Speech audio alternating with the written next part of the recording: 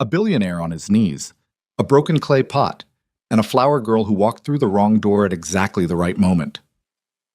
This is not a love story about perfection. This is a story about two people so thoroughly wrecked by loss that they forgot what it felt like to want something for themselves, until one cold November morning pulled them into the same room and refused to let them leave unchanged. If this story finds you tonight, drop your city in the comments. I want to see how far it travels. Like, stay until the end, because the last 5 minutes will hit differently than anything you expect. The morning Ethan Calloway turned 32, he stood at the floor-to-ceiling window of his 44th floor office and watched the city wake up without him. New York never actually slept. He knew that. He'd built enough of his empire on that truth. The red-eye conference calls, the after-midnight wire transfers, the 4 a.m. market movements that required someone to be awake and paying attention. For years he had been that someone. Sharp, present, relentless. The kind of man other men pointed to in rooms and said, quietly, "That's him." But that was before Claire, before the accident on the Queensboro Bridge on a Tuesday in March 3 years ago, when everything that made Ethan Calloway worth pointing at got rearranged into something he barely recognized. He pressed 2 fingers against the cold glass and watched a yellow cab cut off a delivery truck 6 blocks below. The driver of the truck laid on the horn. Even from up here, even through the triple-paned glass, he could feel the vibration of it. That raw, ugly burst of frustration from someone who had somewhere to be, and something in the way. He understood that feeling more than he wanted to admit. His assistant knocked twice and opened the door without waiting for an answer. Marcus had worked for him for 6 years and had learned, somewhere around year 2, that waiting for Ethan to say come in was an exercise in patience that served nobody. "You have the Harrington Group at 9, Marcus said, already moving toward the desk with a tablet in hand. Legal pushed the Meridian contract review to 11. Your daughter's school called. Not an emergency, they said to tell you that first, but her teacher wants a call back before end of day about the winter showcase." Ethan turned from the window. "What kind of showcase?" "The kind where kids make things, and parents show up." Marcus set the tablet on the desk. "I'm guessing." "Set up the call for 4. Ethan crossed toward his desk and pulled out his chair. The leather was cold. Everything in this office was always slightly too cold, and he'd never bothered to adjust the thermostat because Claire used to complain about it, and somehow he hadn't been able to bring himself to change it. 3 years later, the office was still 58 degrees, and he wore a heavier jacket than he needed to. Marcus was already halfway back to the door. "Coffee's coming, and the florals for the Foundation Gala are scheduled for delivery this morning. Third-party vendor. Hendricks arranged it before he left last month, probably showing up around 10. "Fine. You want me to deal with it?" "I said fine, Marcus." The door closed. Ethan sat in the cold leather chair and opened the Harrington file on his tablet without reading a single word of it. His eyes moved across the text the way eyes do when the brain has already decided it's somewhere else, processing shapes instead of meaning, going through motions. On the corner of his desk, half hidden behind a stack of manila folders, sat a clay pot about the size of a grapefruit. It was terracotta-colored, hand-thrown, badly lopsided on one side where the clay had been pulled unevenly. Claire had made it in a ceramics class she took the winter before she died. She'd signed up on a whim after seeing a flyer in a coffee shop, spent 6 Saturday mornings in a rented studio in Brooklyn, and come home that last day holding this pot with both hands and grinning like she'd just won something. "It's terrible," she'd said. "I love it so much." He'd put it on his desk at home. Then, after, he'd brought it here, to the office, because the house had become a place full of her things that he couldn't look at and couldn't move. And at least here the pot was the only thing of hers he had to manage. It sat there every day. He didn't look at it directly. He just knew it was there, the way you know a bruise is there without pressing it. The delivery came at 9:40, not 10. Ethan was still in the Harrington meeting, or rather, sitting in the conference room while 4 men from the Harrington Group talked at each other about leveraged buyouts while he nodded at intervals, when his phone buzzed with a text from Marcus, "Florist here, sending her up." He didn't respond. He put the phone face down and watched Richard Harrington draw a diagram on the whiteboard that was either a corporate restructure or a very ambitious river delta. Across the city, at the same moment, a woman named Lena Harper was standing in an elevator she should not have been standing in, holding a large arrangement of white anemones and eucalyptus wrapped in brown paper, reading the post-it note on the side of the box for the third time. Callaway Group, 44th floor, Suite 4402. She looked at the elevator panel. She had pressed 44. The doors had closed. The elevator was moving. So far, so logical. What was less logical was that she was in this elevator at all, in this building, making this delivery herself on a Tuesday morning when she had a shop to open and 2 custom wedding arrangements due by noon.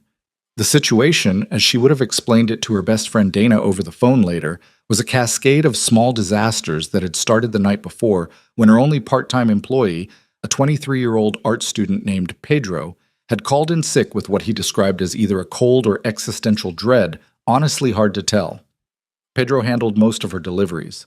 Without Pedro, Lena handled them herself, which meant reorganizing her entire morning around a schedule that was already running on fumes and optimism. The Callaway Group delivery had been arranged by someone named Hendricks through a standard corporate account. Weekly florals for a charitable foundation, standing order, good money. It was, if she was being honest, one of the 3 contracts keeping her shop afloat right now. She could not be late. She could not send the wrong arrangement. She had triple-checked the order before leaving. White anemones, eucalyptus, Dusty Miller, the whole thing dressed down and elegant the way corporate lobbies liked. The elevator opened on 44. Lena stepped out into a corridor that was all dark wood paneling and low lighting and the kind of aggressive quiet that costs a lot of money to maintain. There was no reception desk immediately visible, just a hallway that split in 2 directions, marked with small brass plaques she had to lean in to read. Left, 4,401 to 4,408. She went left. Found 4,402. Knocked. No answer. She knocked again, harder this time, because she was holding 12 pounds of flowers and her left arm was starting to disagree with the arrangement. The door opened. Not to a law office, not to a receptionist's desk or a waiting room or any of the things a Suite 4402 in a corporate building was supposed to contain. The door opened directly into what appeared to be a very large, very private office. Dark wood desk, city view, a conference table to the right, and in the middle of the floor, not at the desk, not at the conference table, but on the actual floor with his back against the desk and his knees bent and his jacket off and his sleeves rolled to the elbow, sat a man. He was holding something in both hands. She could see, even from the doorway, that whatever it was had broken. There were pieces of it on the floor around him. His head was bent over them. His shoulders were doing something complicated. Lena stood in the doorway with her arms full of flowers and said, before she could think better of it, "I'm so sorry. I think I have the wrong room." The man looked up. He had dark circles under his eyes that suggested either a very long night or a very long year. His jaw was unshaven in the careless way that wasn't a style choice.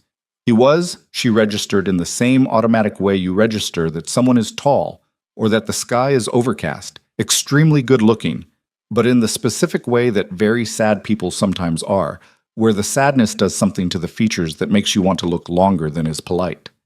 He looked at her, then at the flowers, then back at her. "Suite 4402, she said, because something needed to be said and her brain had offered that as the safest option. "I'm looking for the Callaway Group. I have a standing—" "This is 4402, he said. His voice was low and slightly rough, the way voices get when they haven't been used much that morning. "Callaway Group is 4404. "Different floor." She looked at the number on the door she'd pushed open. 4402. Looked at her post-it. 4404. "I misread," she said. "I'm so sorry, She started to back out. "It's fine." He hadn't moved from the floor. He was still holding the pieces of whatever had broken. "You can go down the hall. 4404. She should have gone. Every reasonable instinct pointed toward going. She had 12 pounds of flowers and a schedule and a life that needed her to leave this room immediately. Instead, she looked at what he was holding. It was a clay pot, or had been. Maybe 6, 7 pieces of it now, scattered across the hardwood floor around him. Terracotta-colored, small, the kind of thing that would have been slightly lopsided even before it broke. "Did you drop it?" she asked. Something moved across his face. Not quite a wince, something quieter than that. "It fell off the desk." He looked down at the pieces again. Shelf bracket gave out. I've been meaning to fix it for... He stopped. It doesn't matter. Can it be repaired? He looked up at her again. The question seemed to land differently than she'd intended, like she'd said something in a language he recognized but hadn't heard in a while. I don't know, he said. Probably not the way it was. Lena shifted the weight of the flowers to her other arm and looked at the broken pieces on the floor. She had grown up in a flower shop. She knew a lot about things that had been cut at the stem and were still technically alive. She also knew, from watching her mother work for 30 years, that broken things had a particular grammar. Some of them wanted to be thrown away, and some of them wanted to be put back together, and you could usually tell which was which. By the way, the person holding them was breathing. This man was holding those pieces very carefully. There's a technique, she said. Japanese. Kintsugi. You repair the breaks with gold. The idea is that the broken places become part of what makes the thing valuable. She paused. I don't know why I said that. I'm sorry. I'll go. Kintsugi. He said the word like he was tasting it. I've heard of it. My mom used to talk about it. She wasn't Japanese. She just liked the idea that something could be more honest after it broke than it was before. He was quiet for a moment. Then he said, that sounds like something someone says when they're trying to feel better about something being broken. Yeah, she said. It does. It also happens to be true. Another silence. Outside, 44 floors below, the city continued its noise. He got up from the floor slowly, with the careful movement of someone whose body had been in one position longer than comfortable. He was tall. She hadn't registered how tall until he was standing, still holding the pieces in both hands. I'm Ethan, he said. I know, she said. I mean, Callaway Group. I've been making deliveries here for a month. She shifted the flowers again. I'm Lena. Harper. Lena Harper. He nodded, looking at her the way people look when they're trying to slot a new piece of information into a picture that already exists in their head. The flower shop, he said. Harper and Bloom. It was my mother's. I run it now. She glanced down at the arrangement in her arms. I should get these to 4404. Your neighbor's probably wondering. It's a law firm, he said. They're not wondering. They have a lot of things to think about. Despite herself, she almost smiled. Almost. I'll go, she said. Yeah. He looked down at the clay pieces in his hands. Lena.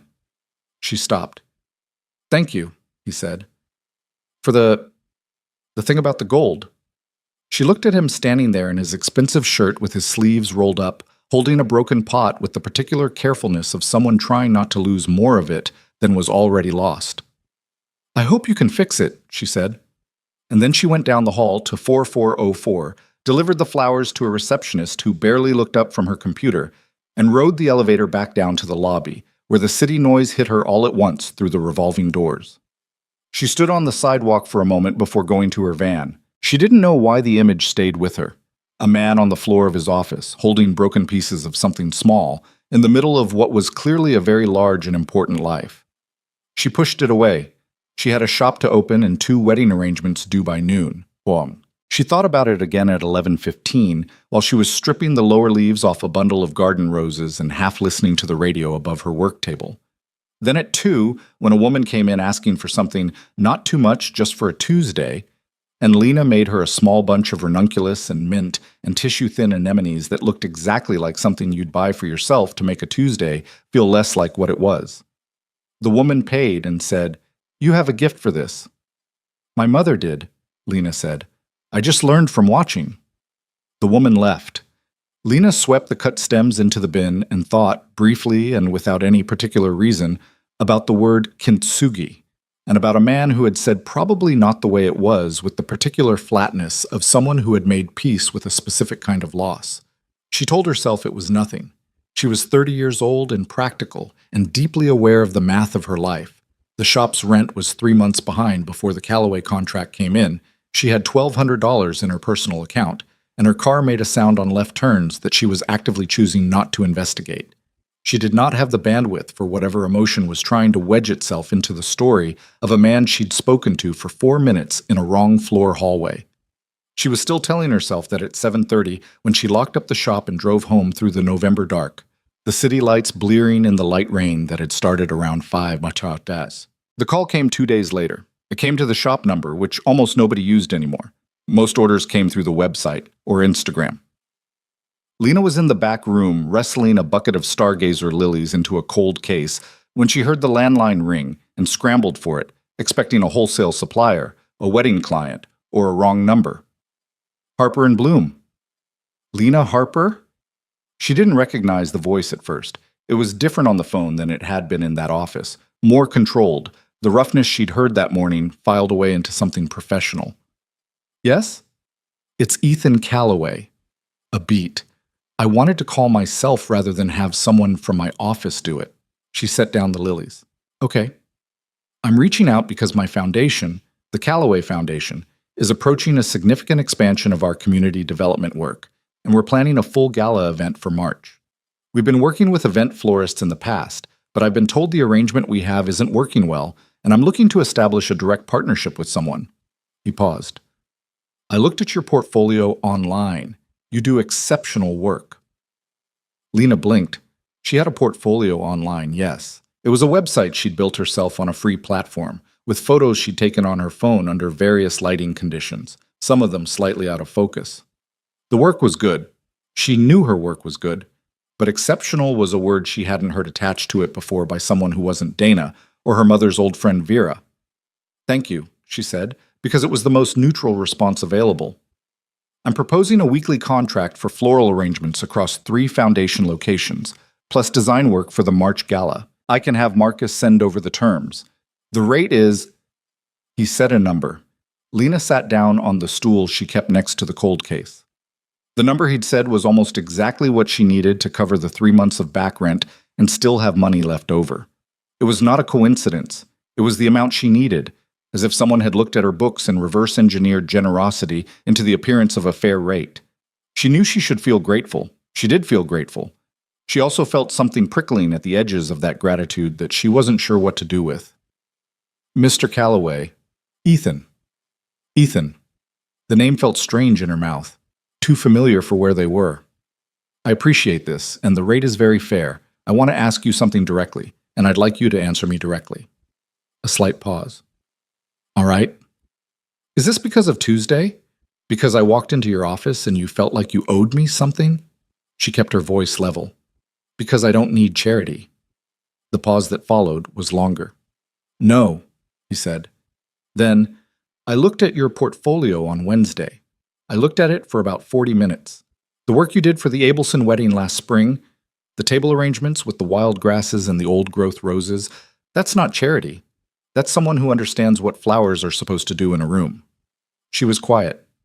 If you want to talk about Tuesday, he continued, I'd tell you that your comment about kintsugi was the first useful thing anyone had said to me in about 3 months, which is separate from this conversation.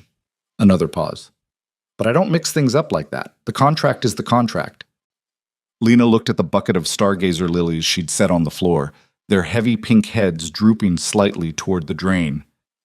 Send me the terms, she said. I'll look at them tonight. Good. A beat. How's the shop? It was a small question, casually placed. The kind of thing people say as they're wrapping up a phone call. She almost answered it the automatic way. Fine, thanks, busy. But something stopped her. It's November, she said instead. November is always hard. Flower shops have Valentine's Day, Mother's Day, graduation season, wedding season, and then a long stretch where people don't buy flowers because they're saving up for Christmas. We survive November. Do you? He said. It didn't sound like a test. It sounded like a genuine question from someone who was paying attention. Every year so far, she said. Good night, Ethan. Good night, Lena. She hung up and sat in the back room of the shop for a long moment with the lilies on the floor and the rain against the back window, and the feeling, annoying and persistent, that something had just shifted very slightly in the arrangement of her life. She signed the contract on Friday. The terms were, as promised, fair. More than fair. She read the fine print twice, forwarded it to her friend Dana, who had a minor in business and a major in suspicion, and got a text back 40 minutes later that said, "This is clean." Who is this man? A client, Lena typed back. A client who pays 4 times market rate, lol. It's a fair rate for the scope of work, she typed, which was technically true and also completely beside Dana's point. She signed and sent it back and spent the rest of Friday evening making a list of everything she would need to source for the Foundation's December arrangements. White hellebores were going to be a problem. She'd need to call Marcus and confirm the timeline. She should probably visit the 3 locations first to understand the light and the scale of the spaces. Professional. Organized. That was how this worked. She told herself that about 12 times over the weekend, and by Monday morning she almost believed it. The first delivery to the Foundation's main building was on a Wednesday, 2 weeks into December, when New York had committed fully to winter, and the cold came with an edge that meant business. Lena loaded her van at 6:30 and drove downtown with the heat on full and a travel mug of coffee wedged between her thigh and the door because the cup holder had been broken since 2021. The Foundation's main building was a converted townhouse on the Upper West Side. 3 stories of beautifully maintained brick with a garden gate and a staff of about 20, most of whom, Lena noticed, had the particular look of people who had chosen their work carefully and meant it. A woman named Sandra at the front desk signed for the flowers and then said without transition, "He wants to know if you have time to see the room." Lena set down the second box of arrangements. "What room?" "The design studio, 3rd floor." Sandra said it with the tone of someone who had been asked to say something that felt slightly odd to say. "Mr. Calloway mentioned it. He said he'd like your opinion on the space before the gala planning begins. He's not in today, but he said if you had time, you could look." Lena looked at Sandra.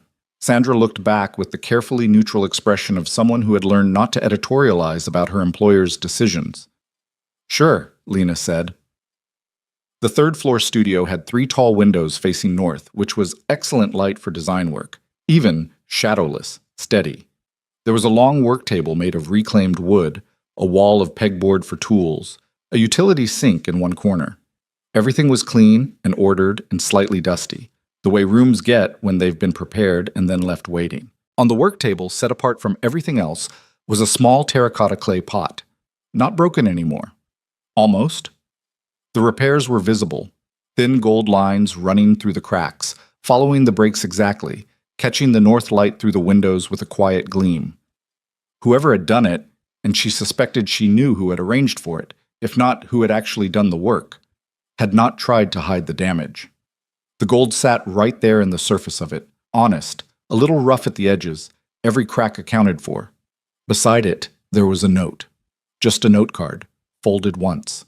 She picked it up. "Thank you for what you said." Lena stood in the studio for a long moment with the note card in one hand and the north light coming through the windows and the city humming 40 feet below.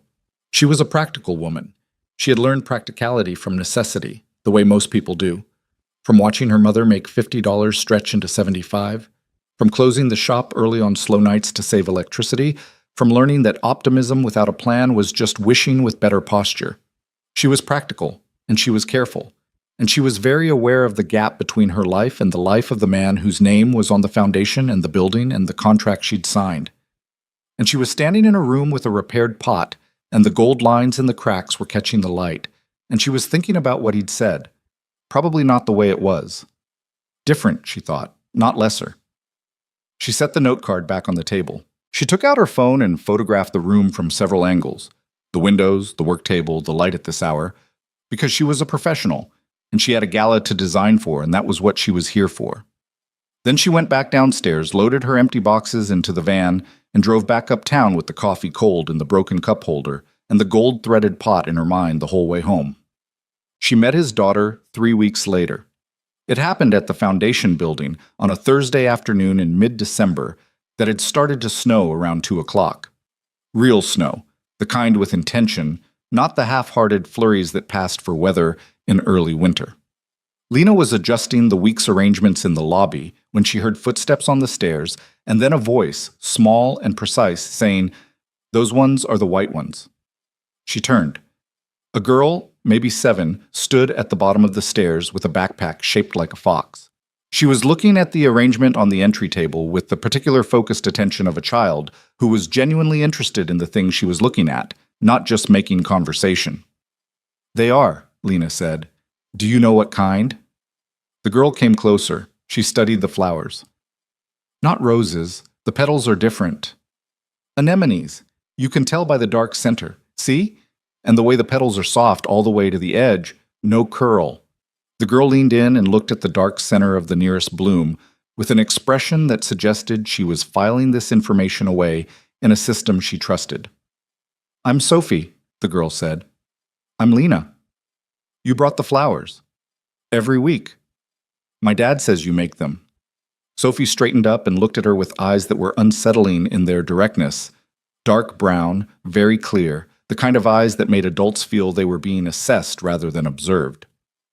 He said you understand what flowers are supposed to do in a room. Lena was quiet for a moment, recognizing those words. He said that?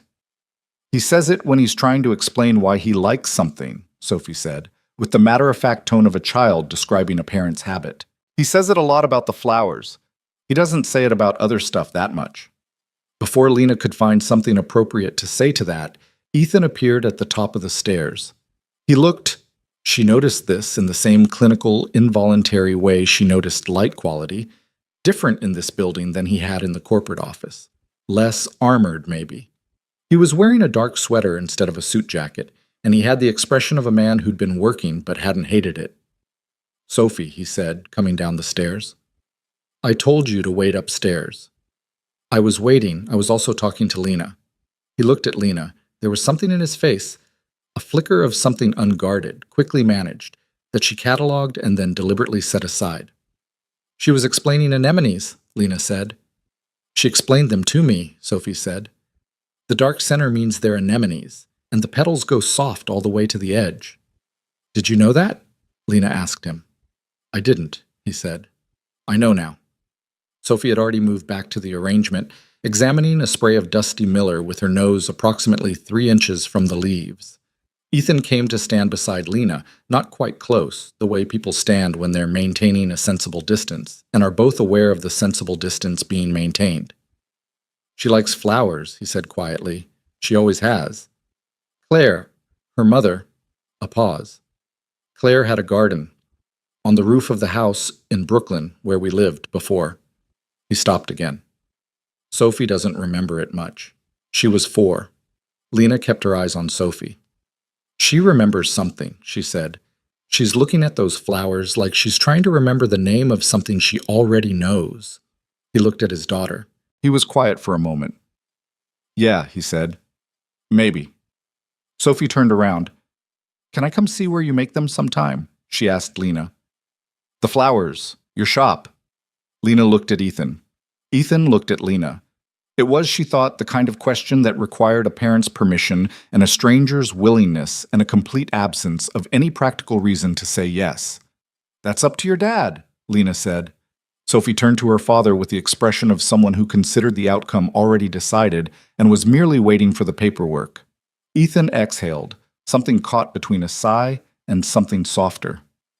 We'll see, he said, which Lena had learned from watching enough parents in her shop over the years meant yes. Mom. The snow was heavier when she left. It had committed itself to the city the way snow sometimes did. Not hostile, just thorough, covering things that needed covering and making the familiar streets look temporary. Lena drove back to the shop slowly, the van's old wipers doing their uneven best against the windshield. She had a 7 o'clock consultation with a bride who was almost certain she wanted peonies in February, which meant Lena would spend 45 minutes gently explaining the difficulty of sourcing peonies in February in a way that didn't sound like no, but functionally communicated no. She had work to do. Real, ordinary, necessary work. She had a contract with a foundation and an empty cup holder in a shop that was, for the first time in 8 months, not immediately drowning. She had no business thinking about the way a 7-year-old girl had looked at a flower arrangement like she was trying to remember the name of something she already knew. She had no business thinking about the man standing next to her with his hands in his pockets and his voice going quiet when he said Claire, her mother, and stopping as if the sentence had a door he'd decided not to open all the way. She drove through the snow with the radio on low and told herself she was being professional, and the flowers in the back of the van filled the whole car with their cold green scent, and she was almost entirely successful at thinking about nothing else. The holidays moved through the city the way they always did in New York. noisy and mercantile and lit up with a beauty that was completely manufactured and somehow real anyway. Lena worked through most of it, Christmas wreaths and table pieces, and the elaborate holiday installation she'd been commissioned to design for the foundation's lobby, which involved 40 stems of white amaryllis and enough pine boughs to make the whole building smell like a forest. She worked late on the installation. It was December 22nd, and she'd sent Pedro home at 6 because he had a family dinner, and she didn't, not exactly. Her father was in Phoenix now, a whole other life, and Dana was going to her girlfriend's family in Connecticut, and the December her mother had died 3 years ago had made this particular month feel like a country she visited annually but never fully re-entered. She was up on a ladder adjusting a spray of pine when she heard the door. Ethan. He wasn't supposed to be here. She knew his schedule loosely, the way you know the schedule of someone you cross paths with regularly. He was usually in the corporate building on Wednesdays, the foundation on Tuesdays and Thursdays. Tonight was a Tuesday, but late. She'd thought she was alone. He stopped when he saw the ladder. "You're still here," he said. Installation took longer than planned. She didn't come down. She was holding a wire and 6 inches of pine, and she was going to finish the thought before she lost it. "Hand me that cluster of amaryllis." "On the table."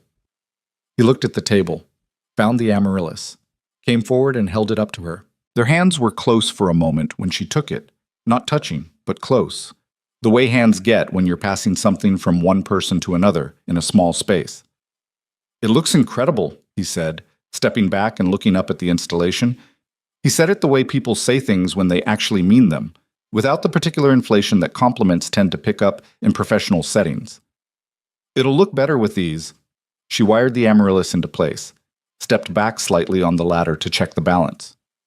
The proportions were off on the right side. I kept thinking it was fine, and then looking at it from across the room and knowing it wasn't. "That's a very particular kind of torture," he said. "Yeah." She came down the ladder. "What are you doing here this late?" He had a folder under his arm. She noticed it now. His jacket was damp at the shoulders from the snow still coming down outside. "I wanted to drop off the January calendar for the foundation events. Marcus usually does it, but..." He set the folder on the front table. "Sophie's with my sister tonight. I needed somewhere to be." She looked at him. He said it like a simple statement of fact, without embarrassment or self-pity. "I needed somewhere to be." And she understood, in a way that didn't require explanation, that December was probably a specific kind of difficult for him, the way it was for her, the way it was for anyone who had lost someone and then had to live through the annual, obligatory brightness of the season. "There's coffee," she said. "The machine in the back is old, but it works." He looked at her for a moment, then, "Yeah, okay." They sat in the back room of the foundation, the work table between them, both of them holding coffee cups that were a little too hot to drink yet, and talked for 2 hours. Not about flowers. Not about contracts. He told her about Sophie's fear of escalators, which had developed suddenly at age 5 and showed no signs of resolving. She told him about the time her mother had driven 4 hours to a flower market in New Jersey to find a specific variety of pale blue delphinium for a client's wedding, and had gotten a flat tire and been stranded on the shoulder of the highway with 60 stems of flowers in the back seat, texting Lena a series of updates that were increasingly philosophical in tone. He laughed at that, a real laugh, not a polished one, the kind that comes out slightly before you've decided to let it. She noticed the way it changed his face. She told herself she wasn't noticing. He told her about the kintsugi repair, that he'd paid a specialist to do it, someone who worked out of a studio in the West Village, and that it had taken 3 weeks and cost about as much as a small appliance, but that he didn't care. "Is it different?" she asked, looking at it now. He thought about it, really thought about it, which she appreciated. "Yeah," he said. "It's heavier somehow, more present." He wrapped both hands around the coffee cup. "Before, it was just there. I knew it was there, but I didn't look at it. Now the cracks are gold, and I look at it every morning. I'm not sure if that's better or worse." "Maybe it's just different," she said. He met her eyes across the work table. "Yeah," he said. "Maybe." It was nearly 10 when she packed up, and he walked her out to her van. The snow had stopped. The city was doing that thing it does after snow, when everything is quieter than usual, and the lights reflect off the white on the ground, and the world looks temporarily like a place where nothing bad happens. They stood on the sidewalk for a moment in the cold. "Merry Christmas, Lena," he said. "Merry Christmas, Ethan." She drove home through the quiet streets, thinking about the way he'd said, "I needed somewhere to be," like it was the most ordinary sentence in the world, and about the laugh that had come out of him before he'd decided to let it happen, and about the pot on the work table upstairs with its gold seams catching the light. She thought about her mother, who had driven 4 hours for Blue Delphinium and gotten stranded on the highway, and texted her a series of messages that grew increasingly philosophical, the last of which had said, "Flowers are worth the trouble, Lena. People are worth the trouble. Remember that." She pulled into her parking spot, sat in the van for a moment with the engine off. She was in so much trouble. January came in hard. Not the romantic kind of cold that makes the city look like a postcard. The other kind. The kind that gets into the gaps in your coat and makes your face ache by the time you reach the door. The kind that kills car batteries and freezes pipes and turns every commute into a small act of endurance. Lena drove to the wholesale flower market at 5:30 every Tuesday and Friday morning and loaded the van in temperatures that made her fingers stop working properly after about 8 minutes, and she told herself this was fine. She had done this for 6 years. She knew how to be cold. The foundation contract had changed things in ways she was still calculating. The back rent was paid. The small business loan she'd taken in October had its first payment covered. She'd been able to order a new cold case for the front of the shop. Not new, used from a closing florist in Queens, but functional and the right size and not making the grinding sound her old one had been making since September. Pedro was working 4 days a week now instead of 2. She'd taken on a custom wedding contract for April that she would have passed on before because she wouldn't have had the capacity. The shop was still fragile. She knew better than to mistake a good month for a changed situation. But it was breathing again, the way something breathes when it's been given a little room. She kept telling herself the contract was the reason she thought about the foundation every day. The contract, the professional relationship, the significant scope of work she had committed to through the end of the year. Not the man who had sat across a work table from her on a December night and laughed before he'd decided to, and said I needed somewhere to be like it was a completely ordinary thing to admit. She was 5 weeks into telling herself this when Marcus called on a Thursday afternoon and said, with the careful neutrality of someone reading from a script that was not technically a script, "Mr. Calloway would like to invite you to see the design studio at the penthouse. He's been using it as storage, but he'd like to repurpose it for the gala planning, and he wants your input on whether the space works before he invests in setting it up." Lena was trimming hyacinths. She kept trimming. "The penthouse," she said. "His residence. The studio was... his wife used it. It's been closed since." Marcus paused. "He said to tell you there's no obligation. He'll understand if you'd prefer to work from the foundation building." She set down the shears. She understood what she was being offered. Not just the studio. Not just the professional usefulness of a larger workspace. She understood that a room closed for 3 years being opened again was not a casual decision, and that the man asking her to walk into it was not making a casual ask, regardless of how Marcus had phrased it. "Tell him yes," she said. "I can come Saturday morning if that works." "Saturday works," Marcus said. She picked up the shears and went back to the hyacinths and absolutely did not sit with the weight of what she'd just agreed to for more than about 4 minutes before Pedro came in from the back, asking about the ranunculus order, which needed an answer, and the day continued. The penthouse was on the Upper East Side, in a building that was old enough to have a doorman and high enough to see most of the city from the upper floors. The doorman, a man named Gerald, who had the measured warmth of someone very good at his job, took her name and called upstairs and then walked her to the elevator himself, which she hadn't expected. "He's on 32, Gerald said. "The elevator opens directly to the foyer." "Thank you." "He doesn't have many visitors," Gerald said, then seemed to decide that was more than he'd intended to say, and added nothing further, and pressed the button for 32. The elevator opened into a foyer with dark herringbone floors and a console table with nothing on it except a single white orchid in a plain ceramic pot. The orchid was healthy. Someone was taking care of it. Ethan was in the kitchen when she came in. She could hear movement, the sound of something being set down, water running. The apartment from this angle was large and clean and quiet in the specific way that well-maintained spaces get when only one person is living in them, and that person is orderly out of necessity rather than preference. She looked around the living room while she waited. There were books, real ones, red ones, some of them with their spines bent and pages dog-eared, stacked on a low shelf in a way that was organized and slightly chaotic at the same time. A child's drawing was tacked to the wall near the hallway, a house with a yellow door and 4 stick figures, one of which was notably taller than the others, and one of which had, she squinted, what appeared to be a flower. A Sophie original, she guessed. She drew that in October, Ethan said from behind her. She turned. He was carrying 2 mugs, coffee, from the smell of it, and wearing a gray Henley and the kind of jeans that had been worn enough times to stop being jeans and start being just what someone wore. He looked, she thought, like himself, not the office version or the corporate building version, just himself. The 4 figures, she said. Who's who? He handed her a mug and looked at the drawing. She's the shortest one. I'm the tall one. That's her aunt, my sister. And that one with the flower is, apparently, the flower lady.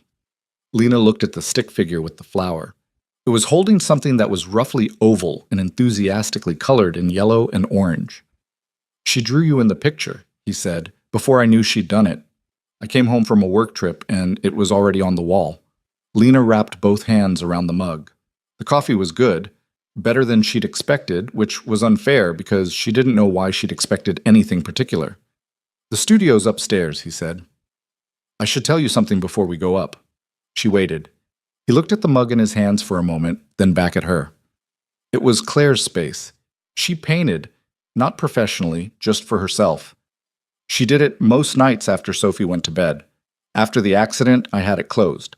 I didn't change anything, I just closed it. He stopped. I went up there 2 weeks ago for the first time since. I thought I was going to fall apart, and I didn't. I thought I should tell you that so you understand what it is we're walking into. Lena looked at him steadily. Thank you for telling me, she said. He nodded. Come on. The studio was on the upper level of the penthouse, a wide-open room with a slanted ceiling and a skylight running most of the length of it, which, on a January morning, let in the particular white-gray light of winter clouds, diffuse and even, and actually quite beautiful for work. There were shelves along one wall with supplies Claire had left. Paint, brushes, jars with dried pigment on the outside, the evidence of regular use. An easel stood in the corner with an unfinished canvas on it. Something abstract, blue and green and not finished. And the not finishedness of it was the hardest thing in the room to look at.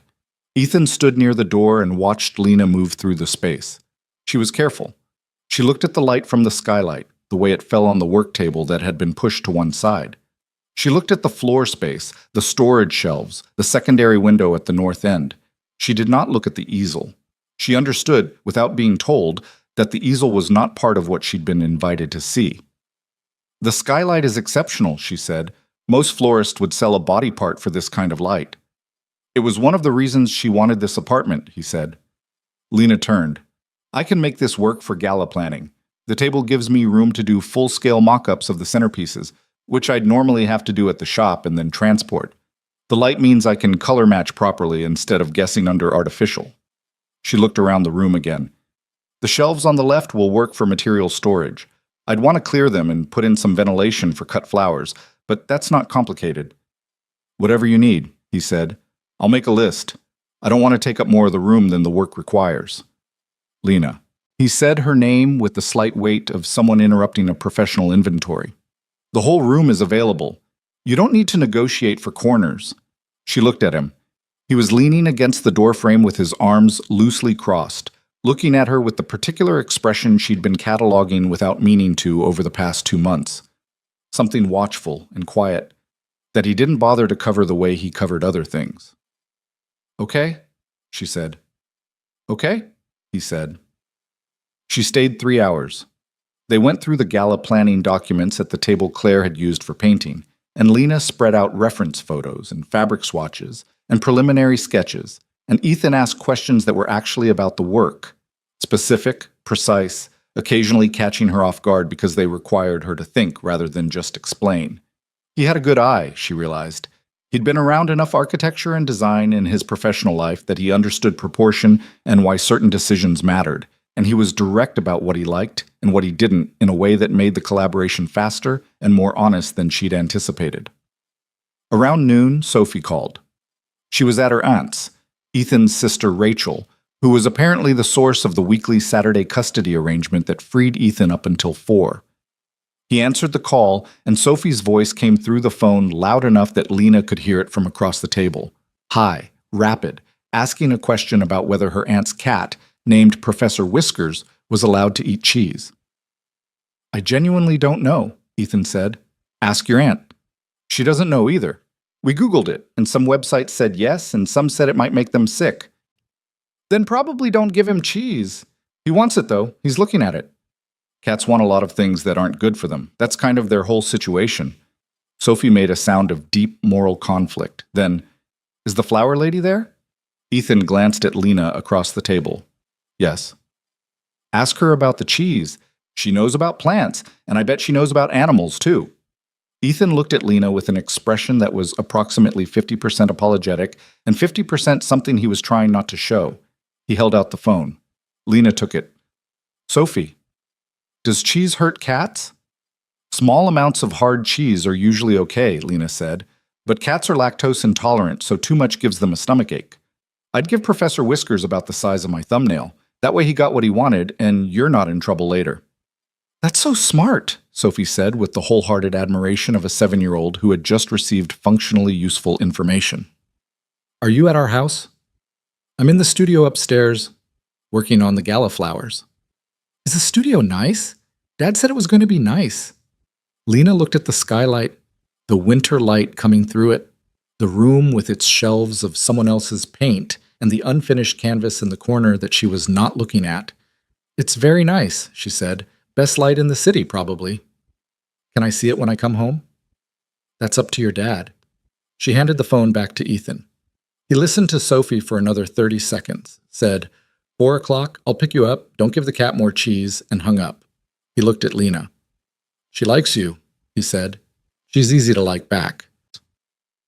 Something moved through his face, gratitude, or something more complicated than gratitude. Something that involved Sophie and the months before Lena and the particular loneliness of raising a child through grief when you were still inside your own. "She hasn't connected with many people since..." He stopped. "She's friendly. She's good with adults, but she's careful. She watches people before she decides." He looked down at the table. "She decided about you faster than she's decided about anyone in a while." Lena didn't say anything.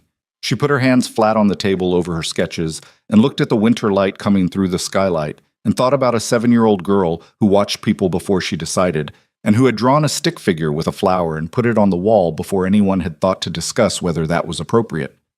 "She's a good kid," Lena said, because it was true, and because it was safer than the other things she could have said. "Yeah," Ethan said, "she really is." They packed up at 1:30, and he walked her to the elevator. She had her bag and her portfolio under one arm and a list of supply specifications in her other hand, all the professional armor of a person who was here for work and knew exactly what that meant. The elevator came. She got in. "Same time next Saturday?" he asked. "I'll confirm with Marcus." He almost smiled. Almost. "You can confirm with me." "I know," she said. The doors started to close. "I'll confirm with you." The ride down was 32 floors, and she spent most of it looking at the grain of the elevator panel and thinking about how the studio smelled like dried paint and something that might have been a particular brand of hand lotion, and the very faint, almost imaginary trace of flowers, as if the room remembered something the rest of the apartment had tried to move past. She was in trouble. She had been in trouble since December. The trouble had now acquired a skylight and a 7-year-old and a stick figure drawn on a wall, and she was no longer under any illusion that the contract was the reason she thought about any of this. She walked out into the January cold and thought, with a clarity that didn't particularly help anything, "What are you doing, Lena?" She didn't answer herself. She got in the van and drove back to Brooklyn and made a list of supply specifications that was extremely detailed and entirely focused on flowers, and the day continued. The Saturdays became a pattern so gradually that Lena almost didn't notice it establishing itself until it was already established. She came to the studio every week with her materials and her sketches, and Ethan would make coffee and sometimes be on a call when she arrived and would make a gesture of apology, and she'd wave it off and set up at the table, and he'd wrap up the call and come find her and they'd work. Or she'd work and he'd sit across from her reading something from the pile of folders he always seemed to have, and the silence was comfortable, in the way that silences between people are only comfortable once both people have decided, separately and without discussing it, that they don't need to fill the space. She learned things about him the way you learn things about people who are not telling you about themselves, in pieces, at angles. He read physical books and never remembered to return library holds, so he just bought the same books he could have borrowed. He had terrible handwriting that he was genuinely self-conscious about, to the point that he printed all his personal notes in block letters like a person filling out a form. He didn't eat breakfast, which Sophie's school had apparently flagged at a parent-teacher conference as setting a bad example, and which he had responded to by buying a box of cereal he put on the counter every morning and looked at without consuming. He knew more about flowers than he let on. She caught him one Saturday in late January, looking up something on his phone, and when she glanced over, he angled the screen away with the slightly self-conscious speed of a person who had been caught doing something slightly embarrassing. "What are you looking up?" she asked. "Nothing. Ethan." He looked at his phone, then at her, then with the expression of someone making a decision about how much dignity to sacrifice. "I was looking up the difference between hellebores and anemones. You mentioned hellebores for the March centerpieces, and I wanted to understand why." She looked at him for a moment. "You could have just asked me." "I was going to ask you once I understood the basic." "Ethan, ask me." He put the phone down. "What's the difference between hellebores and anemones, and why did you choose hellebores for the March Gala?" "Hellebores bloom in late winter," she said. "They're one of the only flowers that come up through frost. They're not cheerful. They're not going to give you the Valentine's Day arrangement feeling. They're quieter. They nod downward, which is unusual for a flower, and the colors are dusty and a little melancholy. But for a March event that's raising money for housing initiatives, families in crisis, people rebuilding, I don't want the flowers to feel like a party. I want them to feel like resilience." She paused. "The hellebore is the flower that showed up when the ground was still frozen. That's the story I'm trying to tell." He was quiet for a moment. "That's why you're good at this," he said. "Because I can explain it?" "Because you already had the story before you picked the flower. Most people pick the flower and then figure out what to say about it." She looked at her sketches. Felt, in the uncomplicated and unhelpful way that feelings presented themselves sometimes, a warmth in her chest that she was going to attribute to the excellent heating in the penthouse, and leave it at that. "My mother taught me that," she said. "Every arrangement tells a story.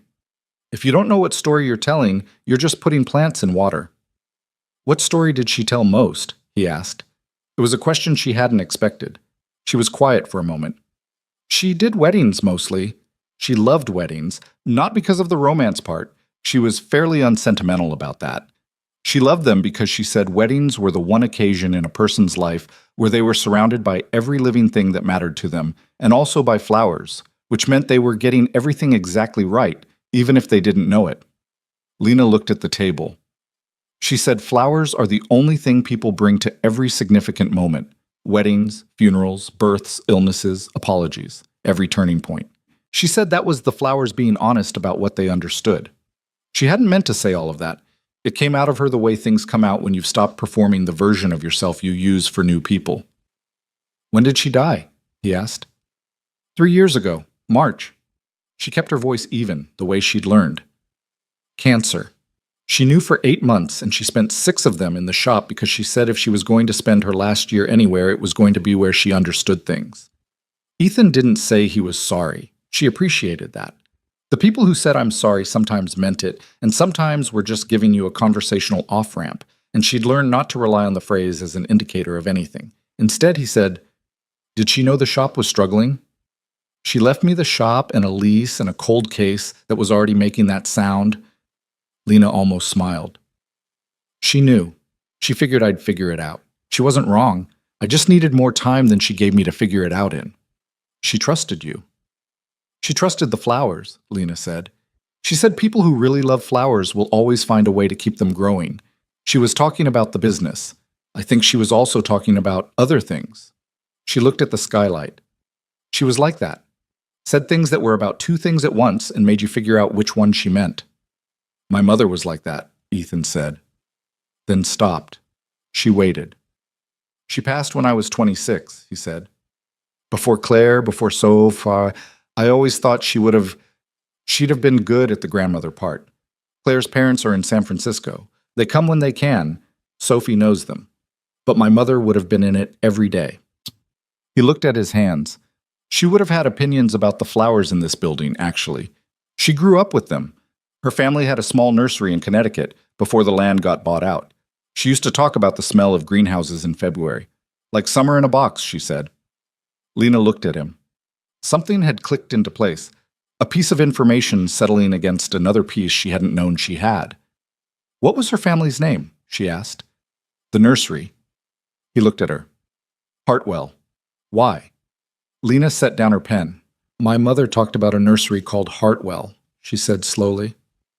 She went there every February for the first 3 years she ran the shop, when she was first sourcing her wholesale stock. She said the woman who ran it knew more about flower genetics than anyone she'd ever met.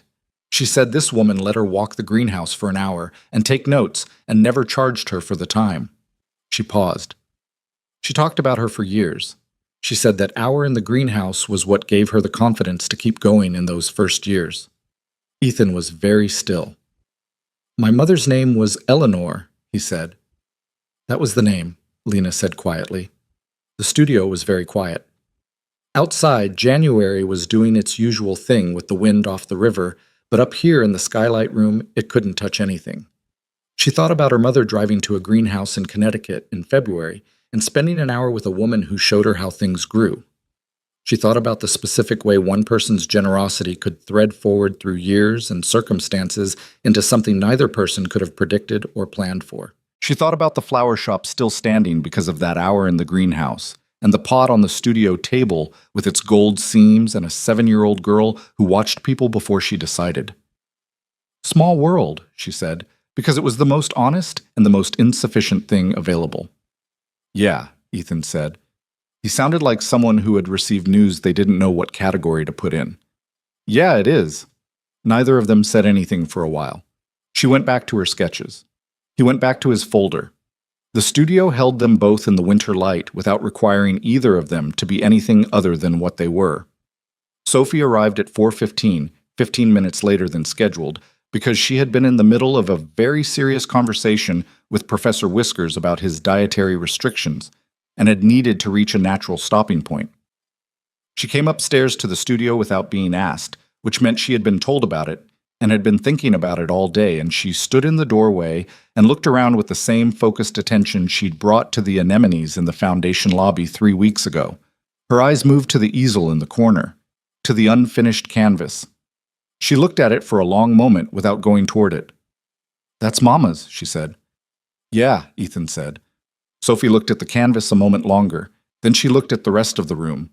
The work table, Lena's sketches spread out on it, the reference photos pinned to the board Lena had brought, the sample flowers and small vases she'd arranged for color reference. It looks different with your stuff in it, Sophie said. Is that okay? Lena asked. Sophie considered this with the gravity she brought to questions that deserved it. I think it's good, she said finally. Rooms should be used. Ethan looked at his daughter. He didn't say anything, but Lena, from her angle at the table, saw what moved through his face. Something that was more than relief. Something that included relief and moved past it, into a different country she didn't have a name for. The expression of a person who has been carrying something alone for a long time and has just, without ceremony, been handed the smallest part of a lighter load. Rooms should be used, he repeated. He said it quietly, to himself. That's what Mrs. Okafor says at school, Sophie said, already moving toward the table to look at Lena's sketches. She says unused potential is just sadness waiting to happen. She peered at the hellebore sketches. Are those the flowers for the party? The gala, Lena said. Yes. They look sad. They're supposed to. They're the kind of flower that blooms when everything else is still frozen. That's a different kind of beautiful. Sophie looked at the sketches for another long moment. I like them, she said, in the tone of someone announcing a verdict. They look real, not fake flower pretty. Lena looked at this 7-year-old child with her fox backpack and her pronunciation of fake flower pretty like it was an aesthetic category she had developed entirely on her own, and felt something she was going to refuse to name for the foreseeable future. That's exactly what I was going for, Lena said. Sophie nodded, satisfied. Then, can I help? For the gala? Sophie, Ethan started, I can put stems in water. I'm good at it, and I can sort colors. She looked at Lena with the expression of someone presenting a reasonable business case. I won't break anything. Lena looked at Ethan. He had his arms crossed, but the expression underneath the parental instinct to apply brakes was something quieter, a question he was asking her without asking it, about whether this was all right, whether Sophie's wanting to be in the middle of this thing was something Lena could carry. Next Saturday, Lena said to Sophie, bring clothes you don't mind getting flower water on, and I'll teach you how to prep stems. Sophie's face opened up like a door blown wide. Okay, she said, with a control that was clearly costing her some effort. Okay, yeah. She turned and went downstairs, probably to find the box of cereal in the kitchen that Ethan looked at every morning without consuming, and Ethan watched her go and then looked at Lena. Thank you, he said. She's not a problem, Lena said. She's going to be very good at sorting stems. Probably. He looked at the door Sophie had gone through. She hasn't asked to help with anything in a while. She used to, she'd want to help with everything, whatever I was doing, even boring stuff. Helping me with things was kind of her whole deal, and then around last spring, she stopped asking. He was quiet. I didn't know how to fix it. I didn't know if it needed fixing or if she was just growing out of it. Lena began collecting her sketches from the table. She didn't grow out of it, she said. She was waiting until she trusted whatever it was she was going to help with. Ethan was quiet. That's not just a 7-year-old thing, Lena said. She tucked her portfolio under her arm. That's a person thing. She said goodnight and went down to the foyer and the elevator and the lobby, and Gerald, who held the door for her with a warmth that felt personal rather than professional, and she came out into the January evening where the cold hit her like a wall and the city was doing its dark and lit-up thing in every direction. She sat in the van for a moment before starting it, her hands on the wheel, thinking about 2 women, one who ran a greenhouse, one who ran a flower shop, who had stood in the same room 30 years ago with no idea what their lives would arrange into, and thinking about how her mother always said that flowers understood something about timing that people spent their whole lives trying to learn. The engine turned over on the second try. She pulled out into traffic and drove home through the dark, thinking about timing and greenhouses and the particular weight of a connection that had been growing in the wrong direction until suddenly it hadn't, and now she was sitting with it in both hands, the way Ethan had sat with those clay pieces on the office floor, trying to figure out whether it was the kind of thing that broke all the way or the kind that could be put back together in a different shape. The February cold eventually softened, not quickly, and February became March, and the gala approached with the specific pressure of a deadline that has been theoretical for months and then suddenly is not. She worked 3 Saturdays in the studio in the last 4 weeks before the event, and Sophie came to 2 of them and turned out to be exactly as advertised, excellent at stem prep and color sorting, and also at asking questions that required Lena to explain things in a way that made her understand them better, herself. Why do you cut the stems at an angle? Sophie asked on the second Saturday, sitting at the work table with water up to her wrists and a small pair of safety shears. Because a straight cut closes flat against the bottom of the vase, and the flower can't drink. The angle keeps an opening. More surface, more water, longer life. Sophie looked at the stem in her hand, made the cut at the angle Lena had shown her. That's kind of sad, she said, that they need a special cut to drink. They're already cut from the root, Lena said. Everything after that is just giving them the best possible version of what's left. Sophie was quiet, doing 3 more stems with the careful deliberateness of someone who had taken a lesson seriously. Is that what you do with sad things? Sophie asked. Give them the best possible version of what's left? Lena stopped trimming. She looked at this 7-year-old with her fox backpack hanging from a hook on the wall, and her water-wet wrists and her eyes that watched people before deciding. I try, she said. Sophie nodded, filed it, went back to stems. Ethan, from the corner of the room where he'd been reading for the past hour, had gone very still. Lena didn't look at him directly. She understood, from the quality of the silence, that he'd heard the exchange and that it had gone somewhere in him that the reading material and the folder and all the managed composure of his daily life couldn't reach. She gave him the silence. She went back to the hellebores. The gala was on the 15th of March, a Thursday, in the Foundation's main event space, a reclaimed industrial building in Midtown that the Foundation had renovated into a gathering place for community events and fundraisers. Lena spent the day of the event doing installation, arriving at 7 in the morning with her van and Pedro and a borrowed van from a friend and approximately 400 stems of various flowers, and she was on her feet for 11 hours straight, which she was fine with because this was the part she loved. The part where the sketches and the plans and the sample arrangements collapsed into one real, breathing thing that filled a room and told its story. The hellebores nodded over the tables exactly as she'd intended. The dusty miller ran silver along the table runners. The whole room smelled like cold earth and something just beginning, which was exactly the story she'd been trying to tell since she'd first told Ethan about resilience and the flowers that bloom through frost. She was standing near the back of the room at 8:30, finally still, with a glass of water and the specific exhaustion of someone whose work is finished and done well, when Ethan found her. He was in his gala suit, which was dark and well-fitted and made him look the way powerful men looked when they were comfortable with power, rather than anxious about it. He'd given a short speech 20 minutes earlier that she'd half heard from the installation room while she was making a final adjustment to a table near the entrance. Something about the Foundation's next phase, about the communities they served, about what it meant to build something that outlasted whatever was broken in the beginning. He came to stand beside her and looked at the room. "Lena," he said. "I know," she said. "No, I mean—" He stopped, looked at her. "I had an image in my head of what this room could be. Not a plan, just an image, something I couldn't articulate. You found it."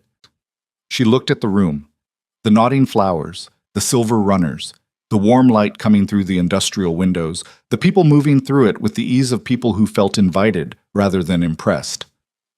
"I had good material to work with," she said. "I'm talking about the room," he said. "Not the event. The room. What you did to it." She met his eyes. This was, she thought, a moment where a sensible person said, "Thank you. This has been a wonderful collaboration. Please excuse me while I speak to the caterer." A sensible person kept the professional perimeter and the appropriate distance and the careful management of everything she'd been managing since November. But she was tired from 11 hours on her feet, and the room looked exactly the way she'd imagined it, and he was looking at her with that watchful quiet that had been working on her defenses for 4 months. And the sensible thing felt, at this particular moment, like a country she couldn't reach. "Thank you," she said, "for giving me the studio, for trusting me with it." He was quiet for a moment. "It didn't feel like trust at first," he said. "It felt like... I didn't know what it felt like. I just knew I wanted you in that room." The sentence sat there between them. Neither of them looked away from it or toward it.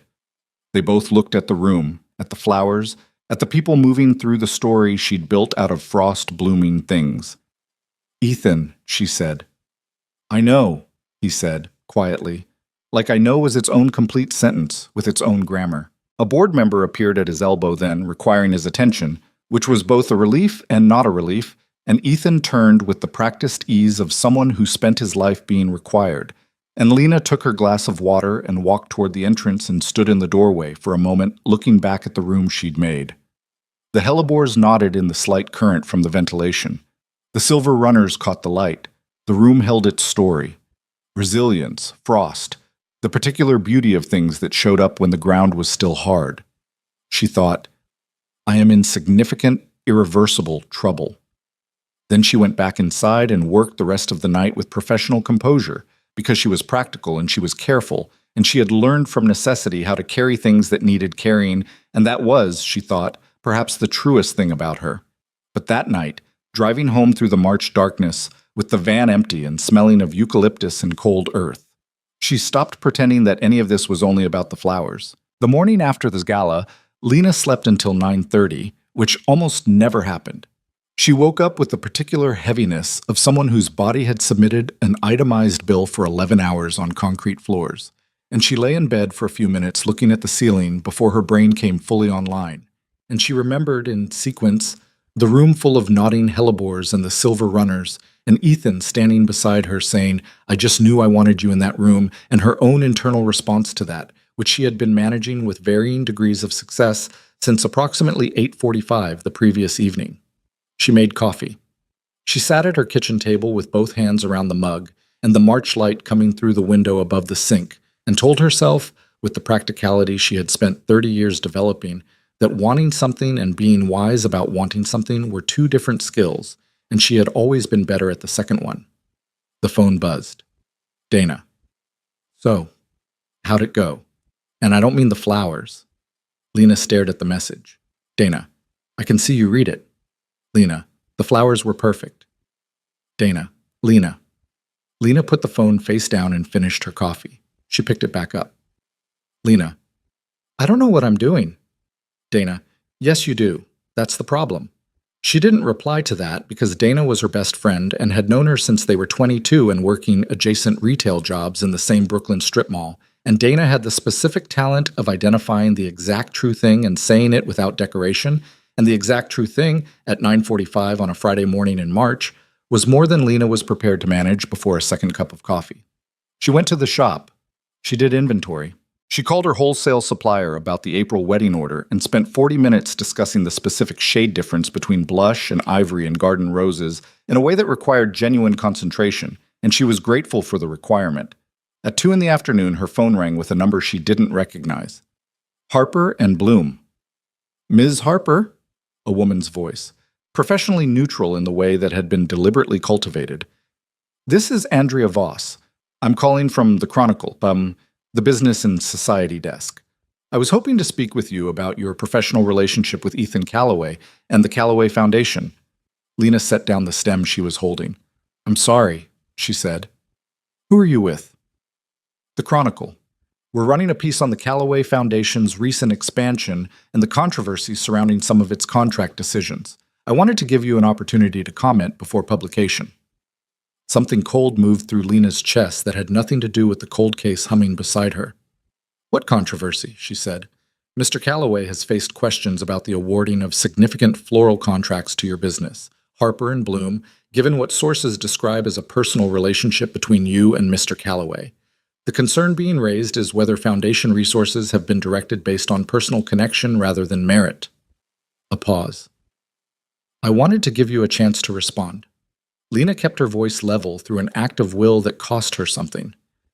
The contract was arranged through a standard procurement process, she said. I'd suggest you verify that with the Foundation directly. We have reached out to the Foundation. I wanted your perspective as well. Can I ask how long you've known Mr. Callaway personally? I'd suggest you contact the Foundation, Lena said again. Thank you for calling. She hung up. She stood in the back room of her shop with the wholesale supplier's invoice in one hand and the phone in the other, and her heart doing something irregular that she couldn't entirely attribute to professional alarm. She called Marcus. I know, he said, before she finished explaining. We received the inquiry this morning. Legal is preparing a response. Mr. Callaway has been informed. What is this actually about? She said. Who's running the story? Marcus was quiet for a half-second too long.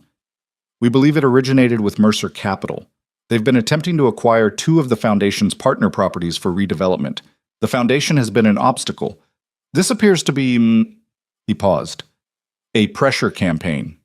Against him. Against the Foundation. You're part of the story because you're a visible point of contact and the contract amount is significant enough to attract scrutiny. Another pause. Mr. Callaway would like to speak with you directly. He's available this afternoon if... I'll call him myself, she said.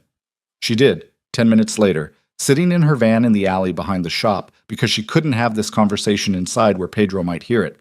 Ethan picked up on the second ring. Lena, tell me what's actually happening. He told her. Mercer Capital had been circling 2 properties in the South Bronx that the Foundation used as community resource centers for the past 18 months, low-income housing and after-school programming. The Foundation had blocked 2 acquisition attempts through city planning processes. 2 weeks ago, Mercer had brought in a PR firm. The Chronicle piece, from what his legal team had identified, was seeded by sources with direct Mercer connections. They're using me, she said. It wasn't a question. They're using the contract to create a narrative about Foundation governance, to make donors nervous, to give the board enough political discomfort that the Foundation backs away from the property fight. His voice was controlled but had an edge in it, the edge of someone who was angry and was being careful about where the anger was directed. I want you to know that we're going to defend the contract. The procurement documentation is clean. Your work has been documented and evaluated by the Foundation's program committee. Ethan, it's going to be fine. Ethan, stop. He stopped. How bad is this going to get? She asked. A pause. I don't know yet. The Chronicle piece is coming out Monday. What it says depends on what else they've been given. Legal is trying to find out. What does the board think? Another pause, slightly longer. Some of the board members have concerns, he said, about perception, about donor confidence. She understood what that meant. She understood the particular grammar of some board members have concerns in an institutional context. It meant the pressure was already internal, already moving, already requiring management. It meant that Ethan was fighting on two fronts. I'm going to be a problem for you, she said. You're not a problem. The story they're going to tell is that you gave foundation money to a woman you have feelings for. She said it flat and direct. The way she said things when being direct was the only useful option. Whether or not that's true, whether or not the contract was clean, that's the story. And a story like that, the contract was clean. The work has been exceptional. There's no... Ethan. Her voice was steady. I know the contract was clean. You know the contract was clean. I'm telling you what the story is going to be regardless of what we know. The silence that followed had a specific weight to it. What are you saying? He asked. Quiet, careful.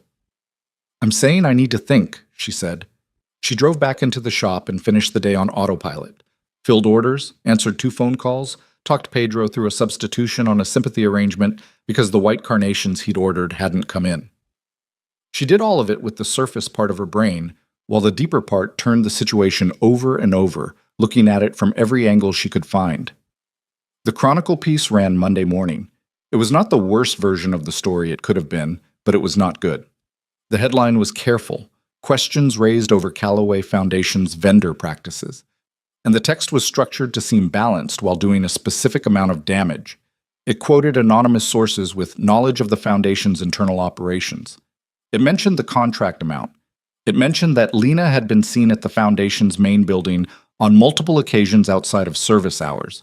It noted that she had attended the gala as, the article phrased it, more than a vendor.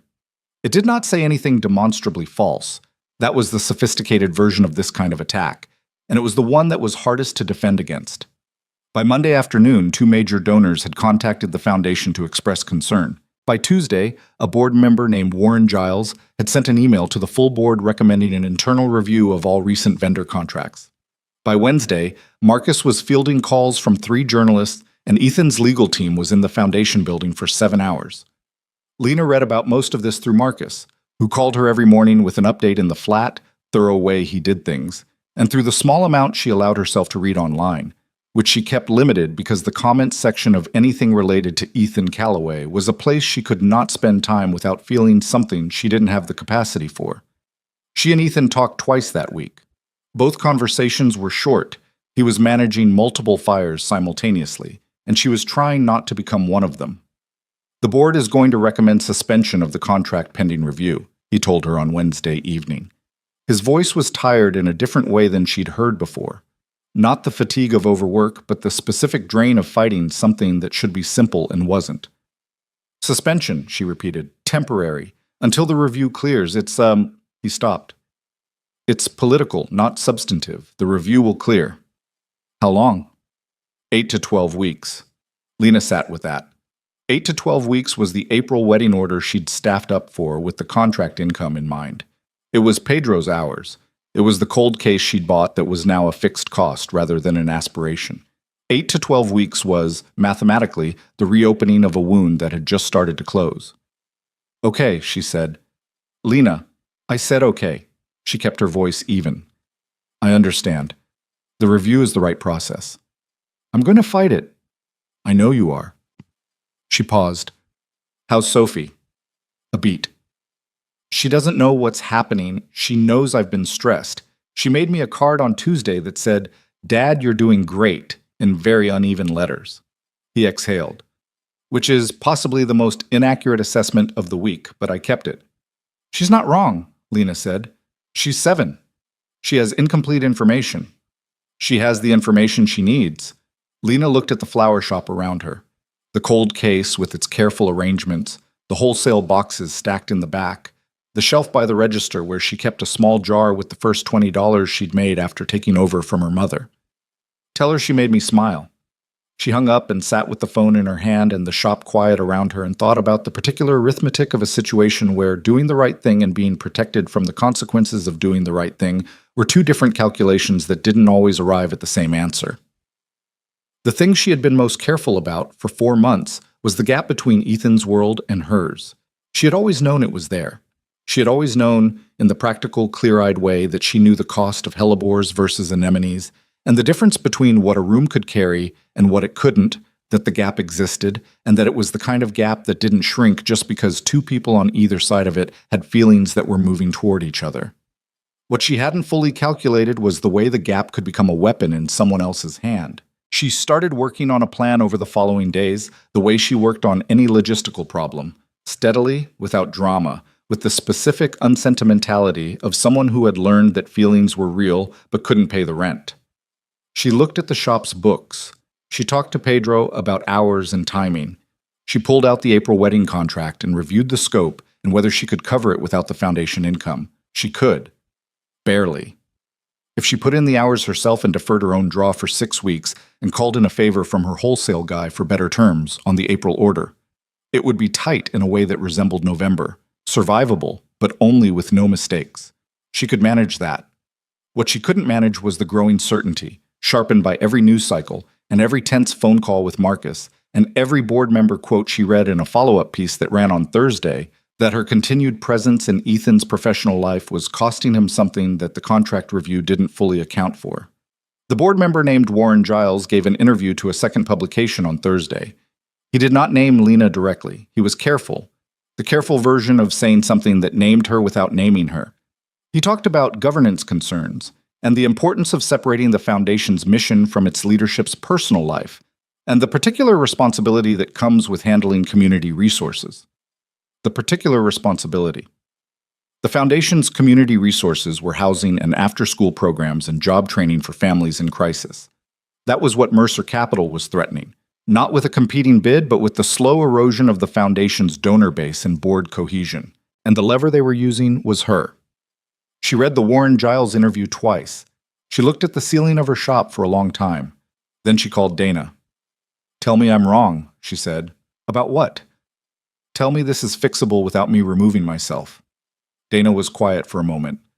Dana, who had a business minor and a talent for seeing situations clearly, was quiet for exactly long enough to make Lena's stomach drop. "It's fixable," Dana said, "but it's slower if you stay. The story needs to run out of new material. If you're still in the picture, every week I'm in the picture is another week they have fresh material." "Yeah." Lena closed her eyes. "He's going to fight to keep the contract." "I know. He's going to fight it even if fighting it costs the foundation more than the contract is worth." "Probably," Dana said, "because it's not really about the contract to him." "I know what it's about," Lena said. Dana was quiet. "He told me—" She stopped, started again. "He told Sophie he was going to fight it. She heard him on the phone. She told me when I saw her on Saturday that her dad said the flower lady wasn't going anywhere." Lena's voice stayed steady through Will alone. She said it like it was the best news she'd heard all week. "Lena." "She's 7, Lena said. "She shouldn't be factoring into this. The fact that she is—" She stopped again. "If I'm the reason this gets worse for them—" "You're not the reason. Mercer Capital is the reason." "Yeah. And I'm the tool they're using." She opened her eyes. "There's a difference between who's responsible and what's useful to do about it." She and Dana stayed on the phone for another 10 minutes, talking through the shape of it, and by the time she hung up, the decision had already made itself somewhere in the part of her that made decisions before she consciously caught up to them. She called Marcus Friday morning. "I need to speak to the foundation board directly," she said. "Not through Ethan. I want a board meeting." Marcus hesitated. "Ms. Harper, I don't think— I'm not asking Ethan to arrange it. I'm asking you as a separate party to pass a message to whoever chairs the board that I'd like 15 minutes before they make any decisions about the contract review. Can you do that?" A long pause. "I can pass the message," Marcus said carefully. The board chair was a woman named Gloria Reeves, 64, former nonprofit executive, the kind of person who had spent 4 decades in rooms full of people arguing about things that mattered and had learned to listen for the difference between what was being said and what was actually happening. She called Lena back herself on Friday afternoon, which Lena had not expected.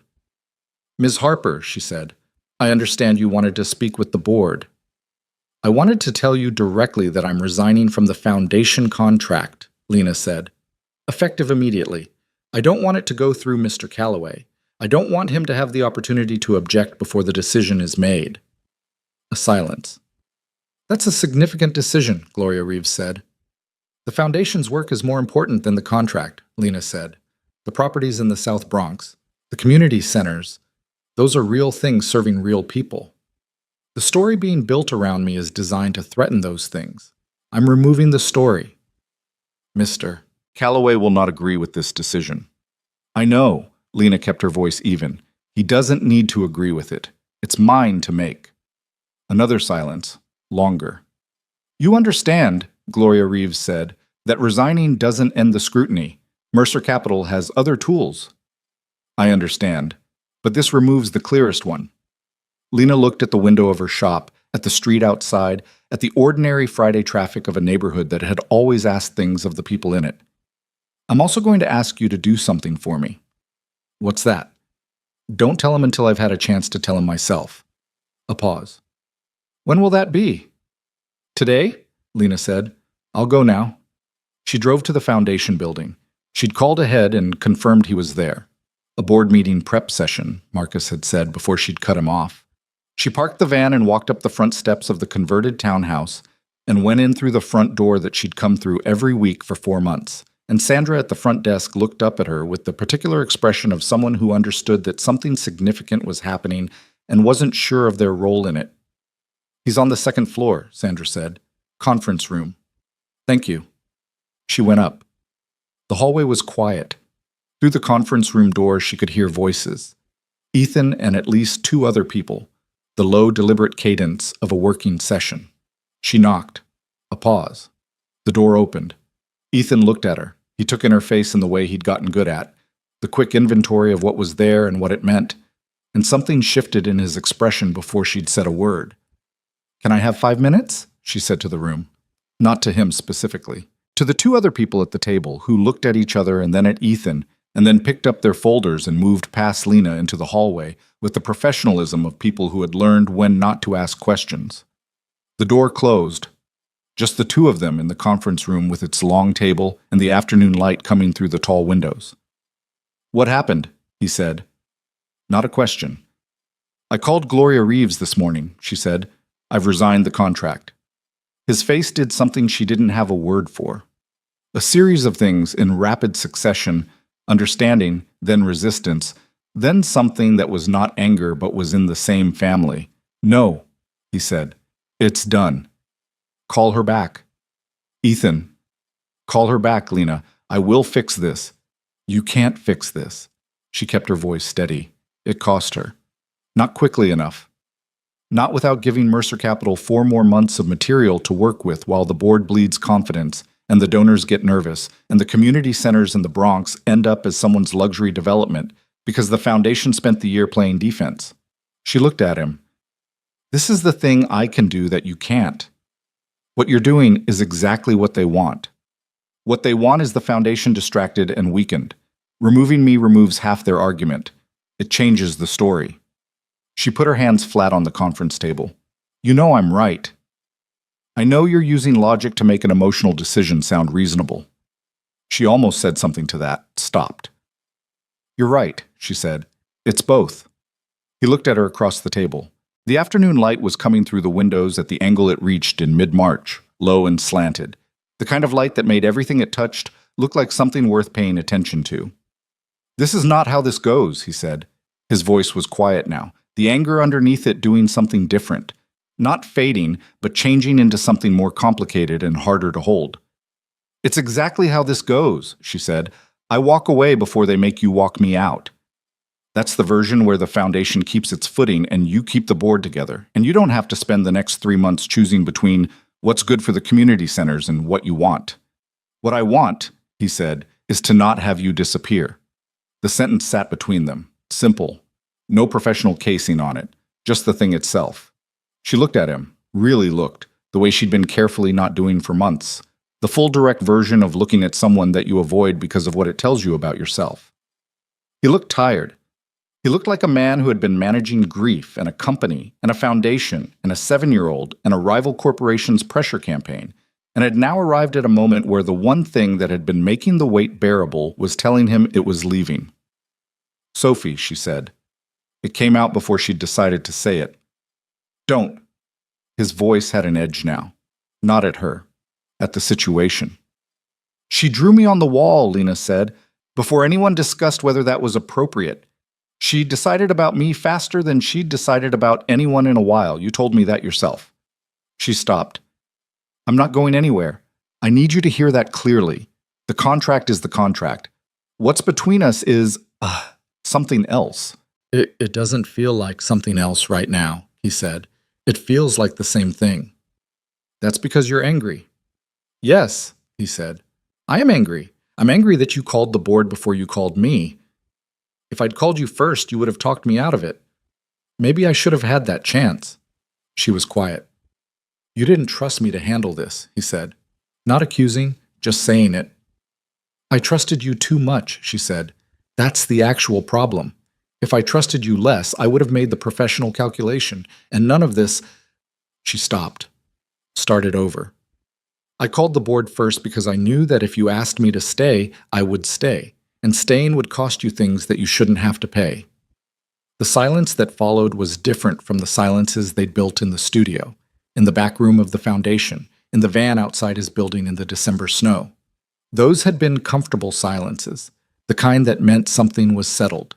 This one meant something was unsettled, and both of them knew it, and neither of them knew what to do with knowing it.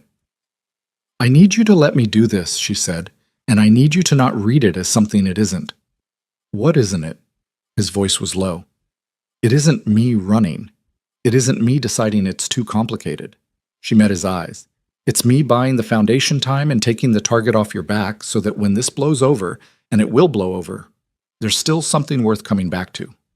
He looked at her for a long moment. "And if it doesn't blow over," he said, "then we'll have a different conversation." She kept her voice steady. "But I think it will." He turned away from her, moved to the window, stood with his back to her looking out at the street below. The converted townhouse's view, the narrow west side street, the late afternoon light on the buildings opposite. "Sophie asked about you this morning," he said. "She wanted to know if you were coming Saturday." Lena closed her eyes briefly. "What did you tell her?" "I said I didn't know." He kept his back to her. "I didn't want to tell her about the review until I knew how it was going to resolve. I didn't want to explain it." He was quiet. She's been so much better, Lena. Since October. Since the flower deliveries. Since the studio. Since she started coming on Saturdays. She's been sleeping better. She stopped having the bad dreams every week." Lena put one hand on the conference table to steady herself.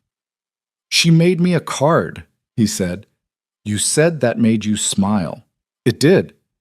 "She's going to ask me why you stopped coming," he said. "And I don't know what I'm going to tell her that she can understand at 7 years old."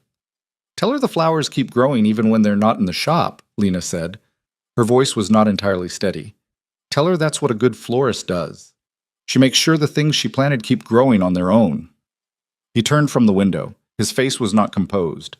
She'd seen it composed, and she'd seen it unguarded, and this was the version she didn't have a category for yet. Stripped of the management and the control, the one he probably only showed the people he couldn't afford to lose. "This is not what I want," he said. "I know." She picked up her bag from the chair where she'd set it when she came in. "I know, Ethan." She moved toward the door. She put her hand on the handle. "Lena." His voice stopped her. She turned. He was standing in the afternoon light with his hands in his pockets and the window behind him, and the particular expression of someone who has something to say and is deciding in real time whether saying it is wise. "The studio," he said. "It stays yours. Whatever else, that room doesn't go back to what it was." She looked at him. She understood what he was telling her, and it was not about the studio. "Okay," she said. She went out into the hallway, down the stairs, through the lobby where Sandra was watching her computer screen with deliberate attention that had nothing to do with whatever was on it. Out the front door and down the steps, into the van, parked on the street in the late March afternoon with its old engine and its broken cup holder and its back that still smelled of eucalyptus and cold earth from the gala. She sat in the driver's seat and did not immediately start the engine. Through the windshield, she watched a woman pushing a stroller on the opposite sidewalk, moving with the particular purposeful speed of someone who had somewhere to be. Watched a delivery truck double park and the driver get out unhurried, because double parking in this city was a negotiation and everyone understood the terms. Ordinary city. Ordinary afternoon. She'd walked into the wrong room in November with 12 pounds of flowers and walked out again 4 months later carrying something she hadn't planned to carry, and now she'd put it down. Or tried to, or done the version of putting it down that a person does when they're not actually capable of putting it down, but they need both hands for something else. She started the van. The article ran its follow-up cycle over the next week. By the following Wednesday, after Lena's resignation had been quietly confirmed by the Foundation's communications team, the Chronicle ran a brief follow-up, noting that the vendor had voluntarily withdrawn from the contract and that the internal review had been suspended pending the board's reassessment. It was 8 sentences buried in the business section. Mercer Capital's PR firm had less material to work with. The story got smaller. Lena watched it get smaller from the distance of the shop, where she was working more hours than she had in months, and talking to Pedro more than usual, and calling Dana every 2 days in the way that people in particular kinds of pain reach for the nearest solid thing. She was fine. She was practical. She had been fine through worse. She told herself that at 7 in the morning, loading wholesale boxes, and at 11 at night, closing the cold case, and at 2 in the afternoon when a customer came in wanting something not too sad, not too cheerful, something in between, and she made them an arrangement of pale lavender sweet peas and white anemones with dusty silver leaves running through it. And the customer looked at it and said, "That's exactly it. How did you know?" "Lucky guess," Lena said. The customer paid and left, and the shop was empty, and Lena stood behind the counter and looked at the arrangement she'd made, still sitting on the work table. The exact middle point between sad and cheerful, the flower language of a person who was managing something without being destroyed by it. She thought about Ethan standing at the conference room window with his hands in his pockets. She thought about Sophie asking if the flower lady was coming Saturday. She thought about the pot on the studio table, its gold-threaded cracks catching the light, sitting in a room she'd been told was still hers. She did not call him. He did not call her. This was, she understood, the shape of the thing she'd asked for. The distance required to let the story shrink, to let the board recover its confidence, to let Mercer Capital run out of leverage points and redirect their attention somewhere else. She had asked for this. She had chosen it deliberately and with clear eyes, and for good reasons that she stood behind entirely. She still hated it the way you hate the correct decision when the correct decision is the painful one. 3 weeks into the quiet, a Wednesday in early April, she was doing her closing inventory when the landline rang. She almost didn't answer it. It was 7:40 and she was done for the day, and the landline was usually either a supplier or a wrong number at this hour. She answered it.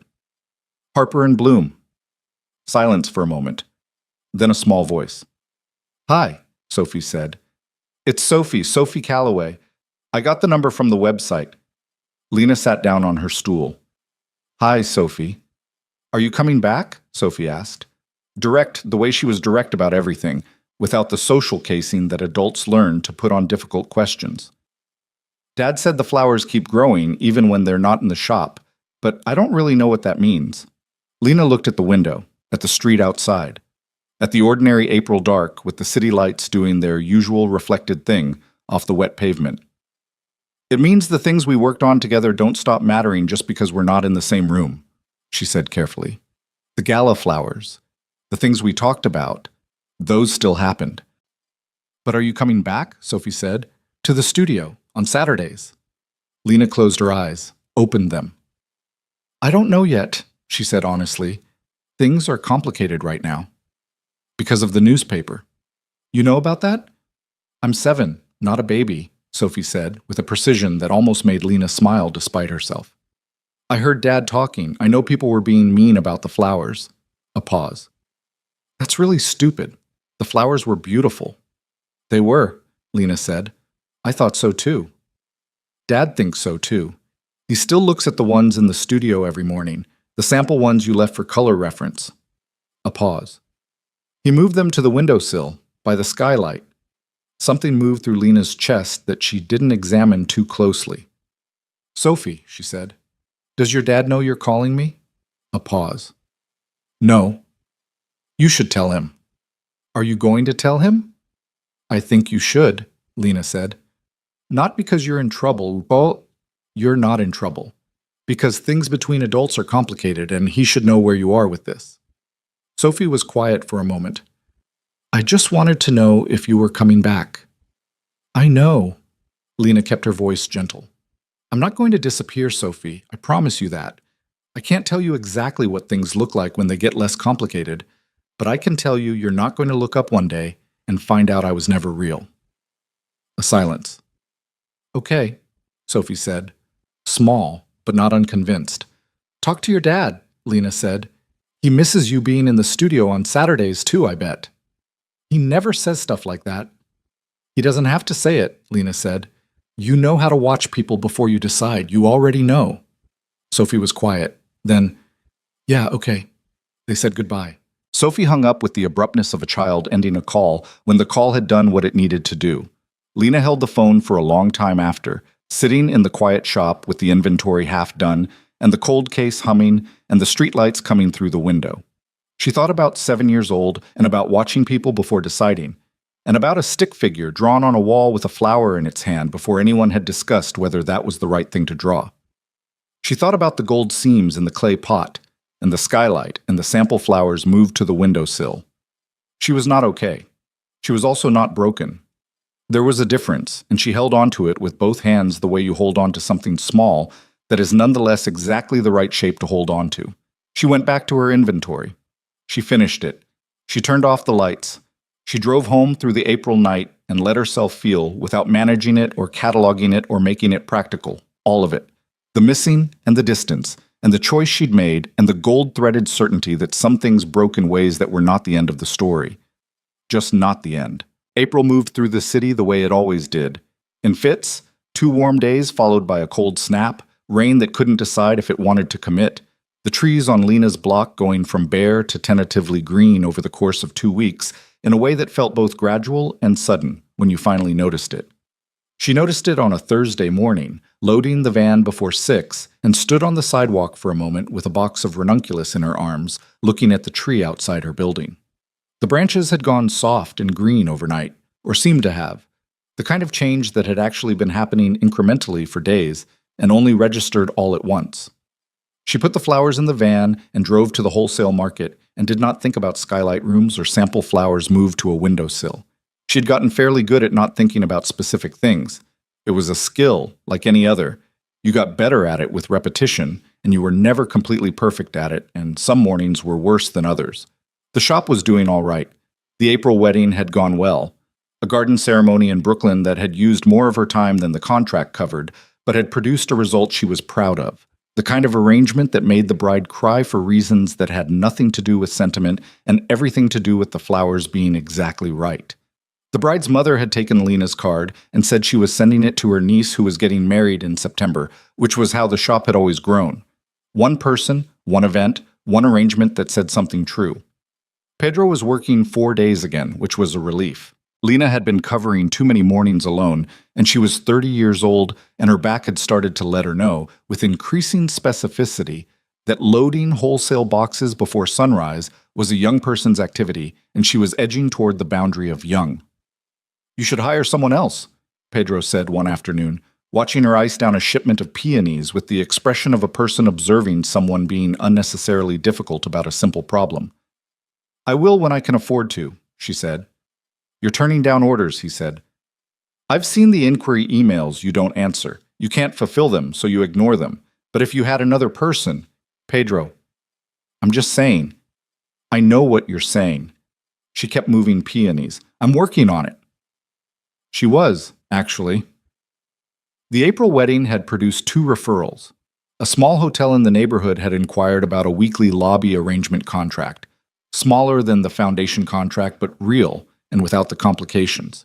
She was doing the math on whether she could cover a part-time hire by June if both the hotel contract and a second wedding referral came through. The math was close, not comfortable, but close.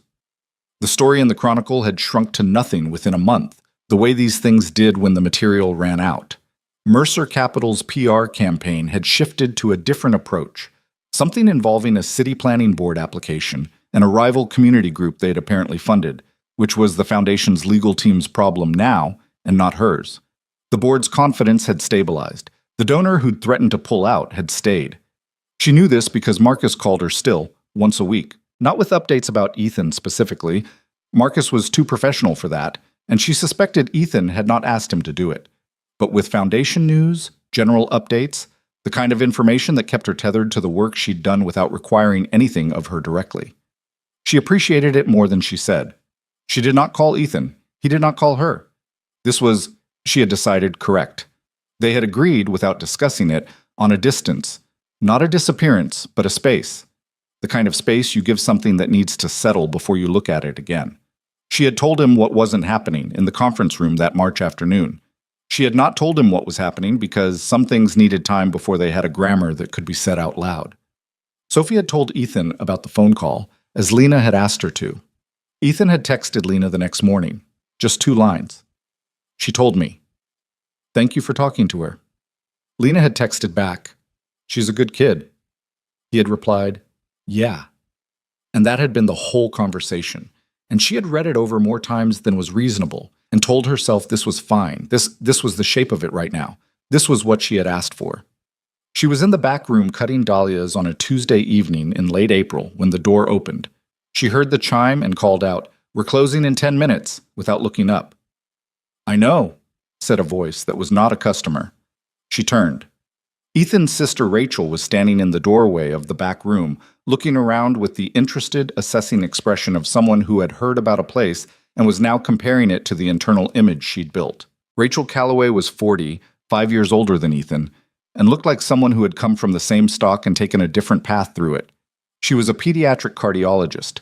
She had the particular combination of warmth and precision that some doctors developed when they were good at both parts of the job, the medical part and the human part.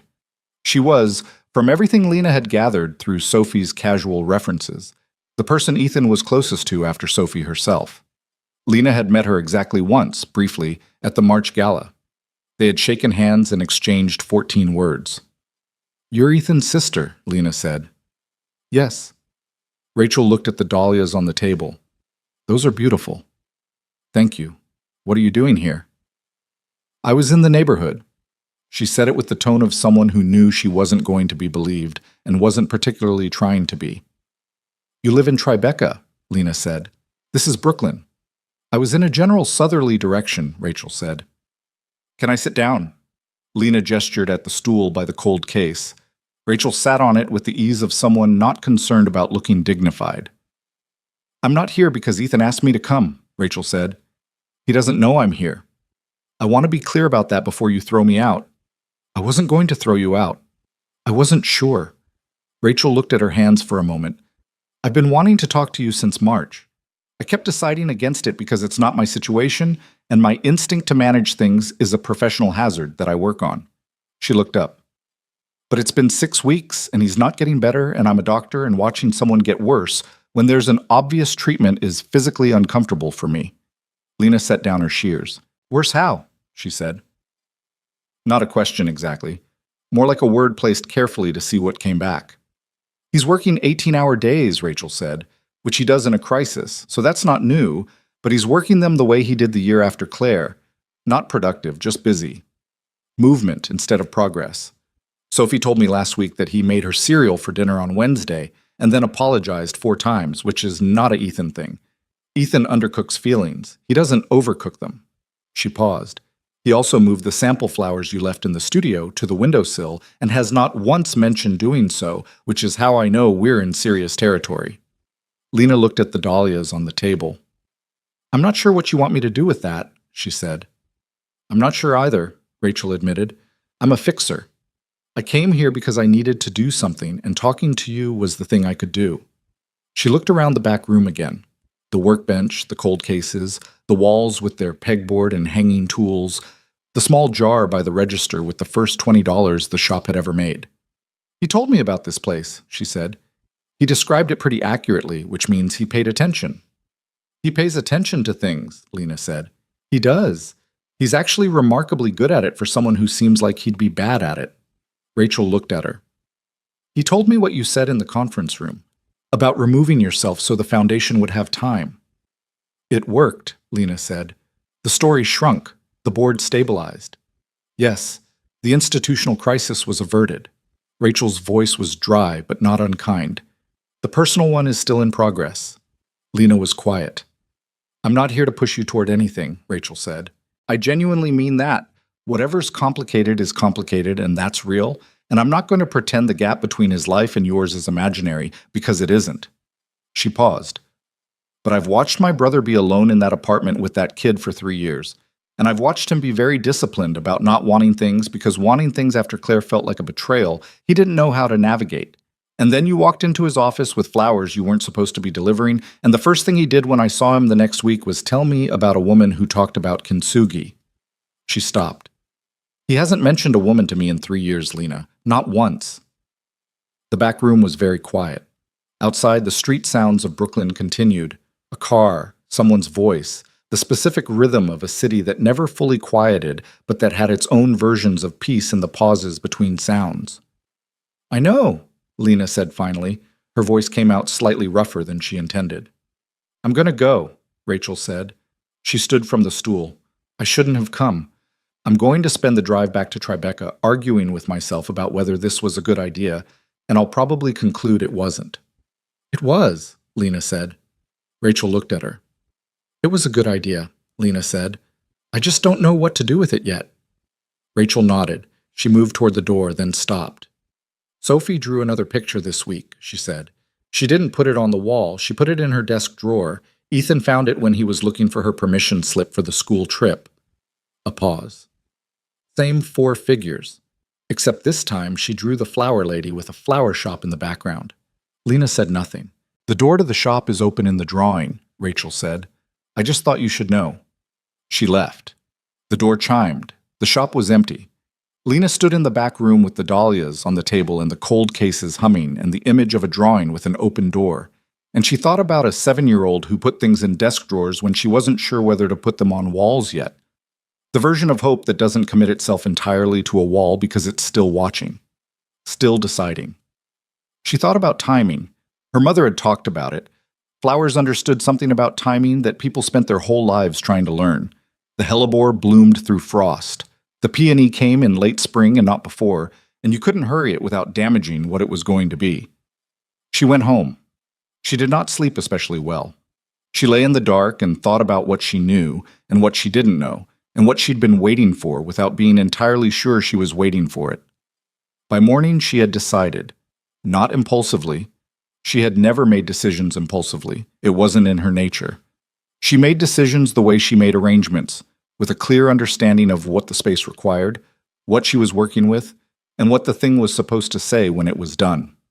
She called Marcus at 8:30. I need to ask you something, she said, and I need you to answer me directly, not diplomatically. I'll try, Marcus said. Has the Foundation's board made any formal decision about reopening the vendor contract? A pause. The board voted 2 weeks ago to clear the contract of all irregularity findings. The internal review concluded that the procurement process was fully compliant. Another pause. Mr. Calloway has not yet reached out to you about reinstating the arrangement. I don't know whether he intends to. He's waiting, Lena said. I believe so, Marcus said carefully. Yes. For what? I think, Marcus said in the measured tone of someone choosing each word, for some indication that reinstating the professional arrangement would be welcome. Lena looked at her kitchen window. The tree outside her building was fully green now, fully committed to the season it had been approaching for weeks. Thank you, Marcus, she said. Ms. Harper. Lena. Lena. He said her name with a warmth she hadn't heard from him before, underneath all the professional scaffolding. It's good to hear your voice. She hung up and sat at her kitchen table for exactly 12 minutes, which she knew because she watched the clock. And then she got up and went to the shop and did the morning the way she always did. Loading, trimming, opening. And at 2 o'clock, she closed the shop 3 hours early and left Pedro in charge and drove uptown. She didn't call first. She'd thought about calling and decided against it. Calling gave him time to compose the version of himself he showed the world, and she didn't want that version. She'd had enough conversations with that version. She wanted the other one. The corporate building, 44th floor. Not the wrong floor this time. She knew exactly where she was going. The elevator opened on 44 and she walked down the corridor to 404, where the Callaway Group's main suite was. Not the law firm 2 doors down. Not the office where she'd first walked into a room she wasn't supposed to be in, with a man on the floor holding broken pieces of something small. The right room. The one with Marcus at the front desk, who looked up when she came in, and whose expression shifted in a way that told her he'd been expecting something like this, not in the details, but in the general shape of it. "He's in," Marcus said. "Give me a moment." "Don't announce me," she said. Marcus looked at her. "Please," she said. He looked at his desk. Then he stood and walked around it and opened the door to the inner office and held it for her without a word. Ethan was at his desk. He had the jacket off, sleeves rolled, the version of him that existed when he'd been in a room alone for long enough to stop performing the formal arrangement of himself. He was looking at something on his tablet and had not looked up at the sound of the door. He was used to Marcus's comings and goings, the particular pattern of that sound, and this was Marcus's rhythm, so his brain hadn't flagged it as different. Then he looked up. He went very still. She stood in the doorway with her coat on and her bag over her shoulder and the late April light coming through the floor-to-ceiling windows behind his desk, and she looked at him, looking at her, and neither of them said anything for a moment. On the corner of his desk, she saw it. The clay pot. Gold-seamed, lopsided, exactly as it had been, except it had been moved. It was in the center of the desk now, not pushed to the corner behind the folders, front and center, fully present. "You moved it," she said. He looked at where she was looking. "Few weeks ago." His voice had the roughness again, the unpolished version. Marcus kept putting folders in front of it. He was probably trying to be protective. Probably. Ethan set the tablet down. "Lena." "The board cleared the contract," she said. "I know. I heard you haven't reached out about reinstating it." "I know." "Why?" He stood from the desk. Not quickly, with the deliberateness of someone deciding to occupy a different position, physically and otherwise. "Because I wasn't going to reach out about the contract and have you think that was all I was reaching out about," he said. "And I wasn't ready to reach out about the other thing until I knew what I wanted to say." "And now?" He looked at her across the office. The distance between them was maybe 20 feet. A conference table's length, the width of a room that had seen a lot of significant things said and unsaid. "I have to show you something," he said. She hadn't expected that. He moved around the desk and past her into the outer office, where Marcus appeared to have developed a sudden deep interest in something on the far side of the room. Ethan went to a filing cabinet and opened the bottom drawer and came back with a folder that was thicker than a routine document file. "Sit down," he said. They sat at the small table near the window. Not the big conference table. The smaller one he used for working meetings, where the city was visible in all directions through the glass. He put the folder on the table and opened it. It was not a contract. It was a set of organizational documents, legal filings, board meeting minutes, a trust instrument, something from the state attorney general's office. She looked at the dates on the documents as he spread them out. September, October, November, before the gala, before the Chronicle piece, before any of it. "What is this?" she said. "The Foundation's new governance structure," he said. "I transferred operational control to an independent board in October. Full independence. Financial decisions, programmatic decisions, vendor contracts. I retained a seat as a non-voting founding member." He pointed to a specific page. "This was filed October 14th. October 14th was 2 weeks before she delivered the first standalone arrangement to the Foundation's main building. 6 weeks before the gala planning had begun in the studio." "You did this before," she said slowly. "Before the contract scope expanded. Before the studio." He turned to another document. "And this." He put a single page in front of her. A board resolution, dated November 3rd, listing the names of 5 incoming trustees for the Foundation's next governance cycle. She read down the list. Her name was 4th. Lena Harper, Harper and Bloom, Brooklyn, New York. Appointed as trustee pending acceptance. She looked up at him. "November 3rd, she said. The week after your first studio visit, he said. The board had been discussing expanding the trustee structure for the fall. More community voices, people with direct ties to the sectors the foundation serves. I recommended you. He paused. Not because of the contract, not because of anything personal, because I'd watched you work and I'd heard you talk about what flowers were supposed to do in a room, and I thought, she understands what things are for, not what things cost, not what things look like, what they're for. He stopped. I've spent 3 years building an organization full of people who understand strategy. I don't have enough people who understand what things are for. Lena looked at her name on the document, then at the date, November 3rd, before the gala, before the Chronicle piece, before the conference room in March and the choice she'd made and the 6 weeks of distance and Rachel showing up in the back of her shop on a Tuesday evening with a story about a drawing in a desk drawer. Before everything that had felt like evidence of the gap between her world and his, there was a document dated November 3rd with her name on it, placed there by someone who had looked at her work and decided she belonged at the table. Not as a vendor, not as a contract, but as a voice. You never told me, she said. No. Why? Because I didn't want you to think it was... He stopped. Started again. Because the trustee appointment and the personal feelings were happening at the same time in the same brain, and I didn't want you to have to sort out which was which. I didn't want you sitting across that table in the studio wondering if I'd given you a board seat because I cared about you or because you deserved it. He met her eyes. You deserved it. That was the only reason for the document. Everything else was mine to manage. She sat with that. She thought about November, the first deliveries, the studio, the late night in December over bad coffee, and the story about her mother stranded on the highway with 60 stems of delphinium. She thought about him looking up the difference between hellebores and anemones on his phone and being embarrassed about it, and Sophie at the work table with her water-wet wrists asking why you cut the stems at an angle. She thought about the Chronicle article in the conference room and herself making the decision to leave before anyone could make her leave, the version of pride that disguised itself as practicality, and how she had sat in the van afterward thinking she was protecting him, and how that was true, and how it was also incomplete. She had left without knowing what he'd already built. I thought I was a liability, she said. I know. I thought the story they were telling was... She stopped. I thought I was the problem to be managed. I know what you thought. His voice was quiet, not reproachful, something else. I should have told you in October.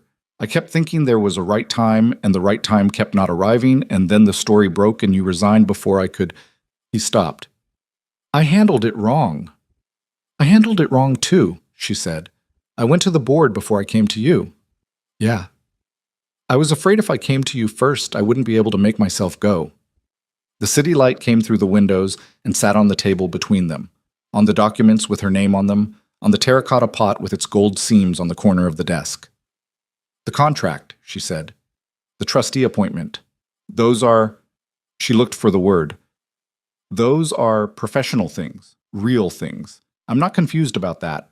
No, he said. They are. And the other thing is separate. Yes. But it's also real, she said. Yes, he said. It's also real. She looked at him. He was watching her with the full, unmanaged version of attention she'd seen pieces of over 6 months. In the studio, in the back room of the foundation on December nights, in the conference room when he'd said, I just knew I wanted you in that room. The version he didn't show the people he was performing competence for, the version that had been working on her since November, and that she had been sensibly, practically, logically refusing to fully receive because of all the sensible, practical, logical reasons to be careful. She was done being careful. She had been careful enough. She had been careful all the way through a departure that had cost both of them 6 weeks, and careful had not, it turned out, protected her from any of the things she'd been afraid of. It had just delayed them. I owe you an apology, he said. For what specifically? For not telling you about the trustee appointment. For letting you walk into that conference room without the full picture. He paused. For saying you didn't trust me in being right, but not acknowledging that I'd given you incomplete information. You weren't wrong, she said. I didn't trust you fully. I gave you reason not to. And I gave you reason, she said. I went to the board before I came to you. That wasn't just self-protection. It was also, I was afraid of what you'd say if I gave you the chance to say it. He looked at her. What was I going to say? Something that would have made it harder to leave. She looked at the table. You would have said the right thing. You're good at saying the right thing when it matters, and I needed to be able to go without the right thing being in my way. A silence. Lena, he said. She looked up. What you did? He paused, finding the words, not rushing them. Walking out of that room so the foundation wouldn't have to choose between you and the properties in the Bronx. I was angry about it. I'm not going to pretend I wasn't. I'm still... He stopped. The anger isn't at you. The anger is at the situation, at the fact that you had to make that choice. He looked at his hands. The communities those centers serve, families who don't have anywhere else to go, those people are still housed because of what you did. I know that. And I hate that it cost you. It cost me 6 weeks, she said. Those families have whole lives at stake. That's not a hard calculation. It is, though, he said. It shouldn't have been yours to make. It was available to me and I made it. She looked at him directly. That's what you do with the tools you have. He was quiet for a moment. Your mother would have liked that sentence, he said. She would have put it better. Lena almost smiled. She'd have made it about flowers somehow. She usually did, from what you've told me. Constantly. It was mildly exhausting and I miss it every day.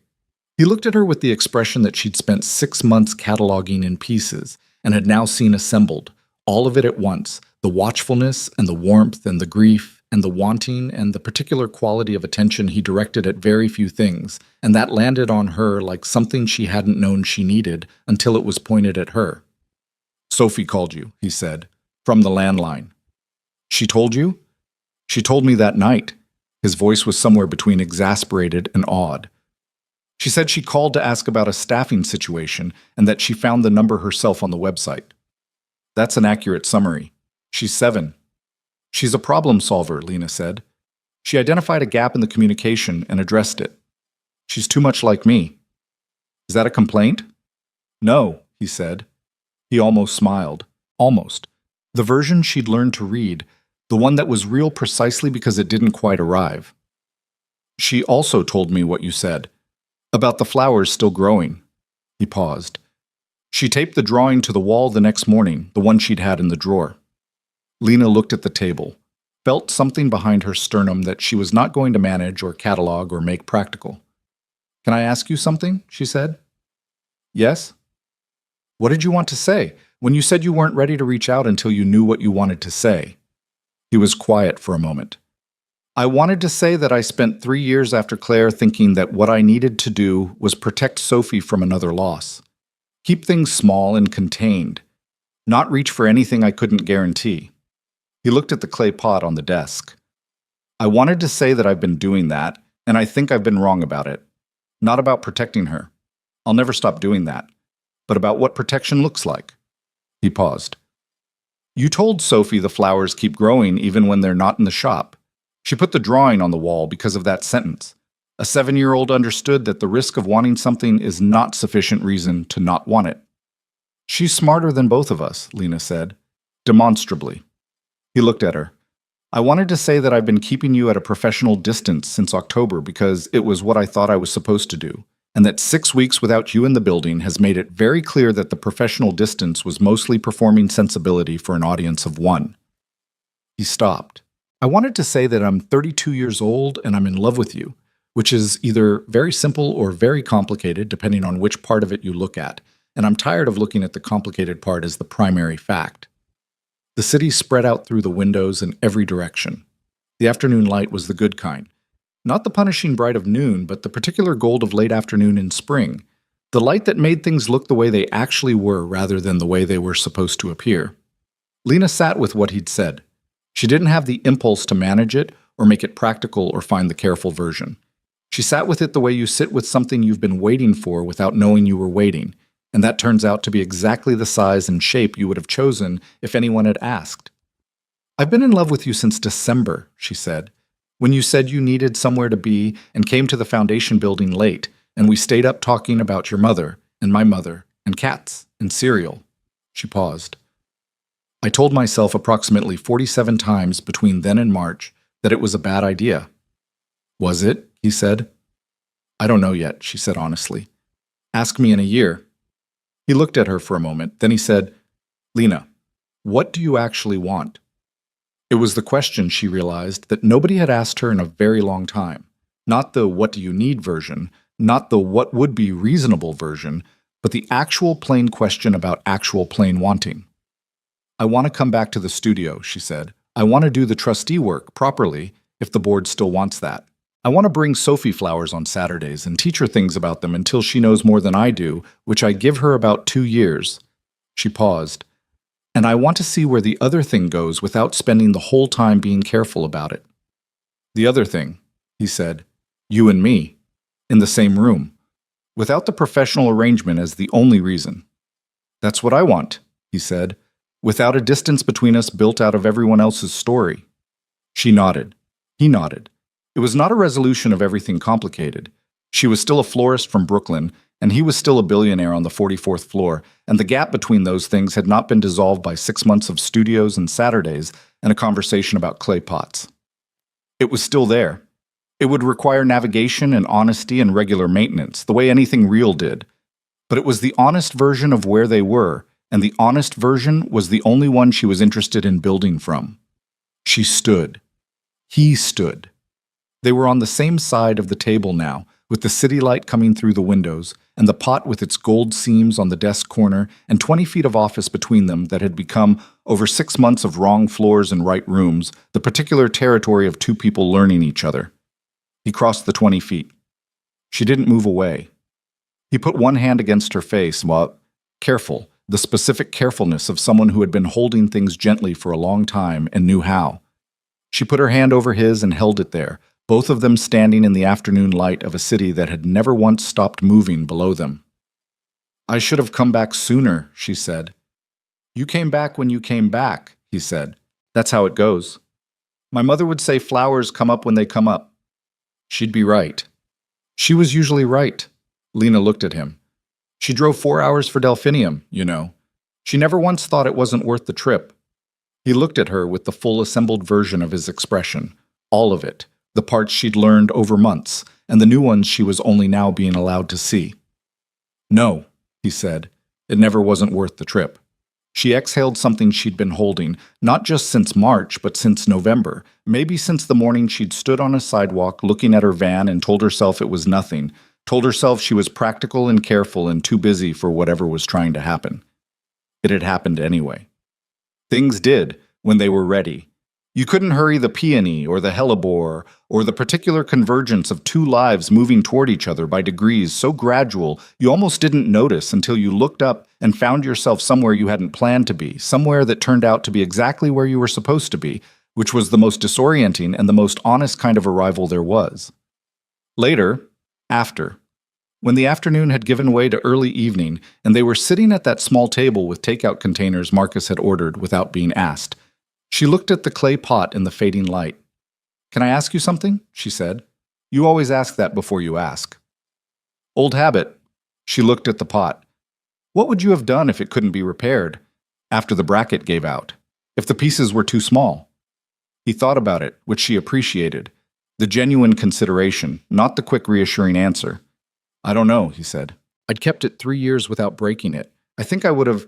He stopped. I think I would have found it very hard to decide what to do next. But you would have decided. Yeah. He looked at it. Eventually. That's enough, she said. He looked at her. That you would have decided eventually, she said. That's enough. That's the whole thing, actually. Just being willing to decide eventually. Most people never get there. He was quiet for a moment. Then, is that what you've been doing? Deciding eventually? I've been deciding for about 6 months, she said. I got there. The evening came into the office through the city windows. The particular New York dark that was never fully dark, lit from below by a million different reasons for light. They sat with the takeout containers and the pot and the foundation documents spread across the small table, and it was not a neat or organized thing, the life arriving in pieces around them, the future visible only in the specific shapes they were willing to build toward. But it was real. And it was theirs, and the honest version was the only one she'd ever been interested in. She picked up a container of fried rice and handed him the chopsticks and said, Tell me about Sophie's winter showcase that her teacher called about in November. Did you go? He took the chopsticks. She made a ceramic bowl, he said. It was lopsided on one side. Lena looked at him. I know, he said. What did you say? I said it was perfect. He paused. She said I was lying. I said, okay, it's imperfect in the best possible way. She said that was just a fancier version of lying. He almost smiled. Then she ate 3 cookies and fell asleep in the car on the way home. She's going to be fine, Lena said. You both are. Yeah, he said. We're working on it. She looked at the pot in the evening light, the gold lines catching the last of the day, the brakes repaired and visible and fully present, the whole thing heavier and more honest than it had been before it fell. That was the thing about Kintsugi, she thought. The pot didn't look fixed. It looked repaired, which was different.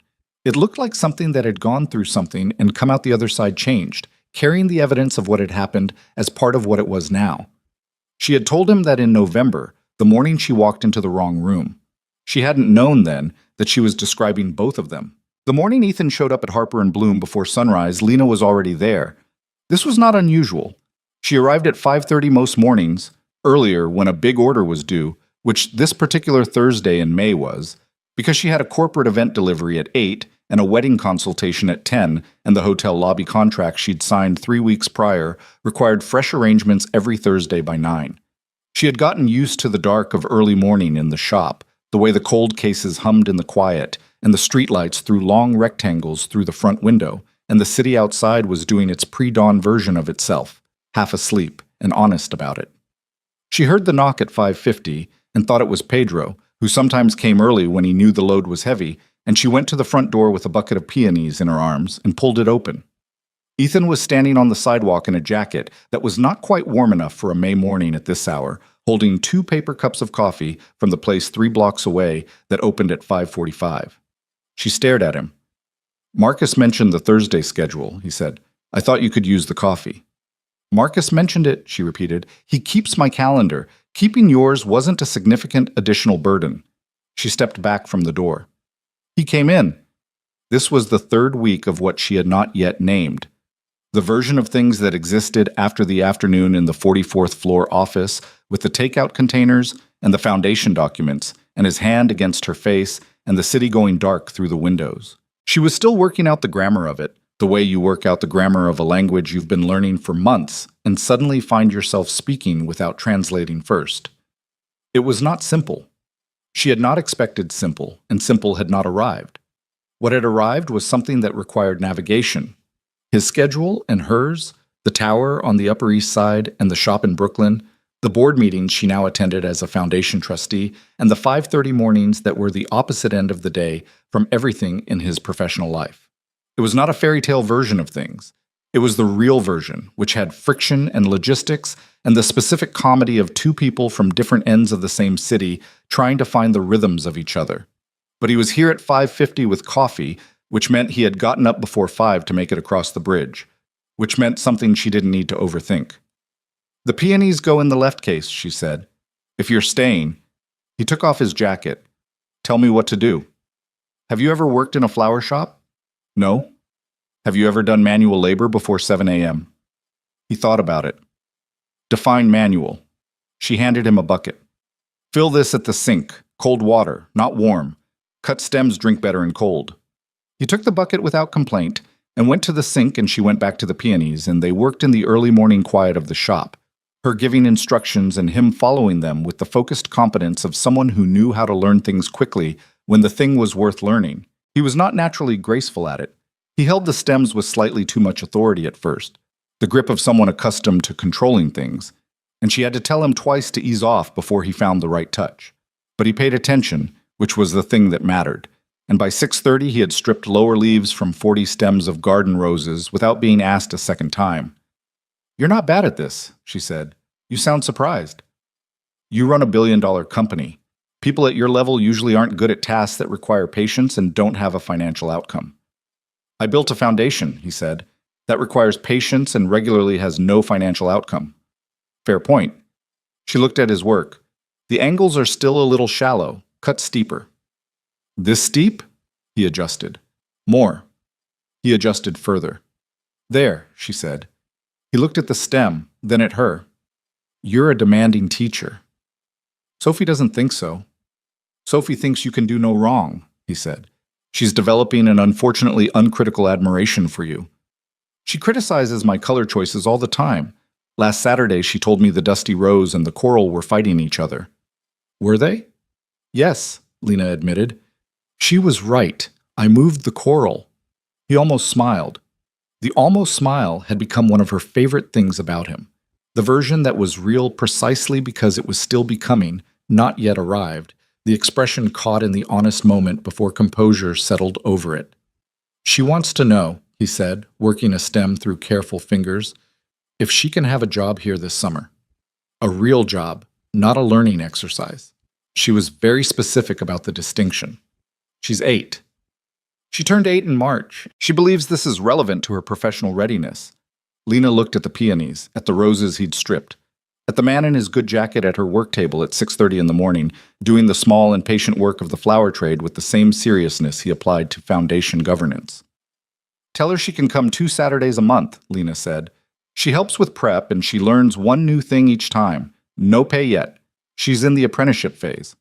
She's going to negotiate, he said. She can try. She's going to win.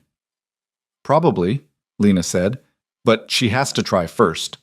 Pedro arrived at 6:45, stopped in the doorway, looked at Ethan with an expression that moved rapidly through surprise, recognition, and careful neutrality, and then said, "Morning," with the studied evenness of someone who had been briefed on the general situation by Dana, who had been briefed on it by Lena, and who was choosing to be professional about it.